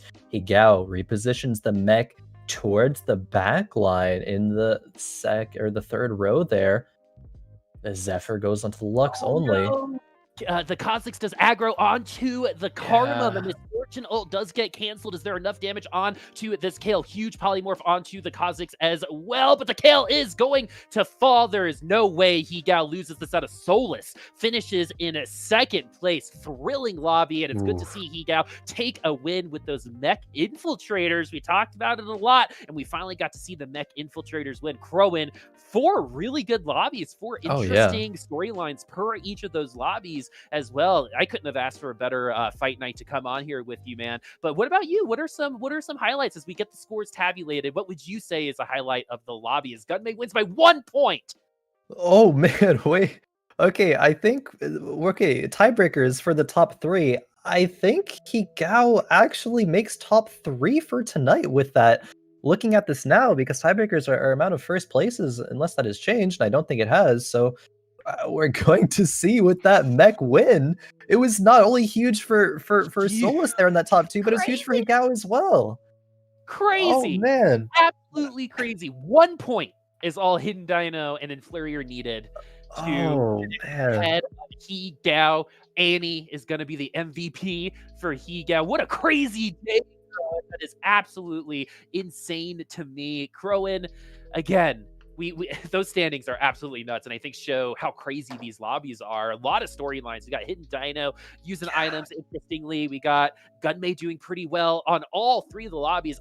Honestly, I don't really count that 4th place there because that was a little crazy to take that much damage at that point in time. But man, we have an interview here with Gunmay. Awesome. And Gunmay, congratulations. That feels good, especially since we were talking about how you were a little hard on yourself last week, but playing consistently, playing really, really well, and a lobby win with Space Jam. That's got to feel good. Yeah, it always feels good to bring out the Space Jam. But honestly, I'm not gonna lie, I felt kind of bad about the 4th place. So I was kind of expecting Solus to win. His board was insane. I also saw him hit like MF2, Jinx 2. He just hit everything before the last fight. So yeah. I was like kind of hard molding, not gonna lie. I thought I lost. And like, to be honest, like I almost deserved to lose because I lost that 2nd game where I should have transitioned 4 Mystics way quicker. But with the limited time I had on NA ping, it's really hard to like switch out everything, like half your board, and switch out like positioning as well. But of course, I'm happy to win. It's like you said, I've been a bit hard on myself, but for good reason. I want to be like improve. So, and the last 2 days I've been doing nothing but play or watch TFT every waking hour, pretty much. So it feels good to able to be top 4 at least every game. Yeah, definitely. So there's a lot here, Gunmay. I have a few questions for you. I guess firstly, just I want to go over the fact that you feel good about getting top 4 every single lobby, and that translated into a win for you here tonight. There has been time and time again you like winning the first 2 games, if not like getting 1st or 2nd as you did here tonight. But then games 3 and 4, like something maybe shifts, something happens. What do you think was the reason for that, or was it anything as more than coincidence? And what changed here for you tonight to be able to play well for games 3 and 4? I think my strategy has changed in terms of playing like for top 4. When I began like playing TFT, I was very much known for being like a top 4 player. Like pretty much that's why I played Berserkers in the first place.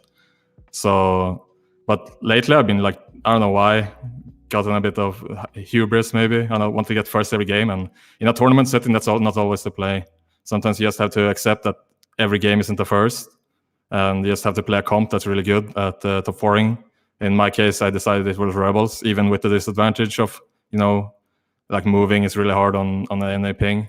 Like moving, especially when you're playing against something like Mech, who can move 2 units and he moves his whole board, and I have to move 6 or 8 units depending on what I have. So, but I felt like the payoff was worth it for sure. Oh, definitely. I think it's such an important thing to recognize. Yeah, like there are situations where you have to, play differently, play for those top 4s, especially in tournament settings. Recognizing your win conditions. It's not just one game that makes or breaks it. It's it's kind of a marathon. It's 4, or sometimes in other tournaments, more than 4 games that really it comes down to. I guess I'll pass it back to you before I go on more. Boop, if you have any questions more for Gunmay here. Yeah, so something that I want to ask you is, I think it's a little challenging when you get asked this question, but I swear I'm not going to scare you. So what are you most proud of in terms of your improvement? You talked about like the things that you did to improve, but what are you most personally proud of in your last week? Because it seems like there was a lot of growth for you in terms of your mental, in terms of your gameplay, and just overall strategy with TFT. But if you were to single out one thing that you did either in the last week or today in this tournament that you're proud of, what would it be? I think just my mentality in general. I just had to like I don't know what to call it, like look myself in the mirror a little bit and like accept my shortcomings and like actually have to like work on those. For example, like I said, like playing too aggressively, playing for first when I shouldn't and stuff.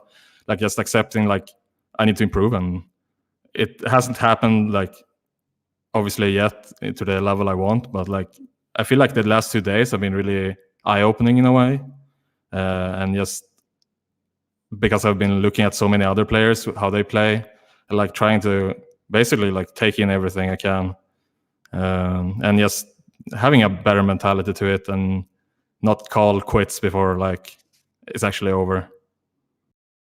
Awesome. Yeah. Well, congratulations again. It's before we go back to Khroen. Something that I want to know is who you talked about watching a lot of people. Who do you look up to in terms of who you kind of digest in terms of strategy? Who do you look up to in that sense? In terms of players, like two that stand out to me are like GV8 and Mismatch Socks. When I started playing more competitively, they were like the two people who kind of, I don't want to say took me under their wing, but they were very helpful and like supportive. And like anytime I had a question, I would always like get an answer, no matter what. And that helped me a lot. I also have like really great friends in general, like the Swedish people, for example, like Sanelu and Fluffy.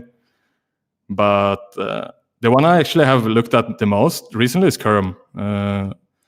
I've noticed with Khroen that he's really competitive. I feel like he has a really similar mindset to me in the way that I think he beats himself up as well, but at the same time, like it's because he wants to improve so badly.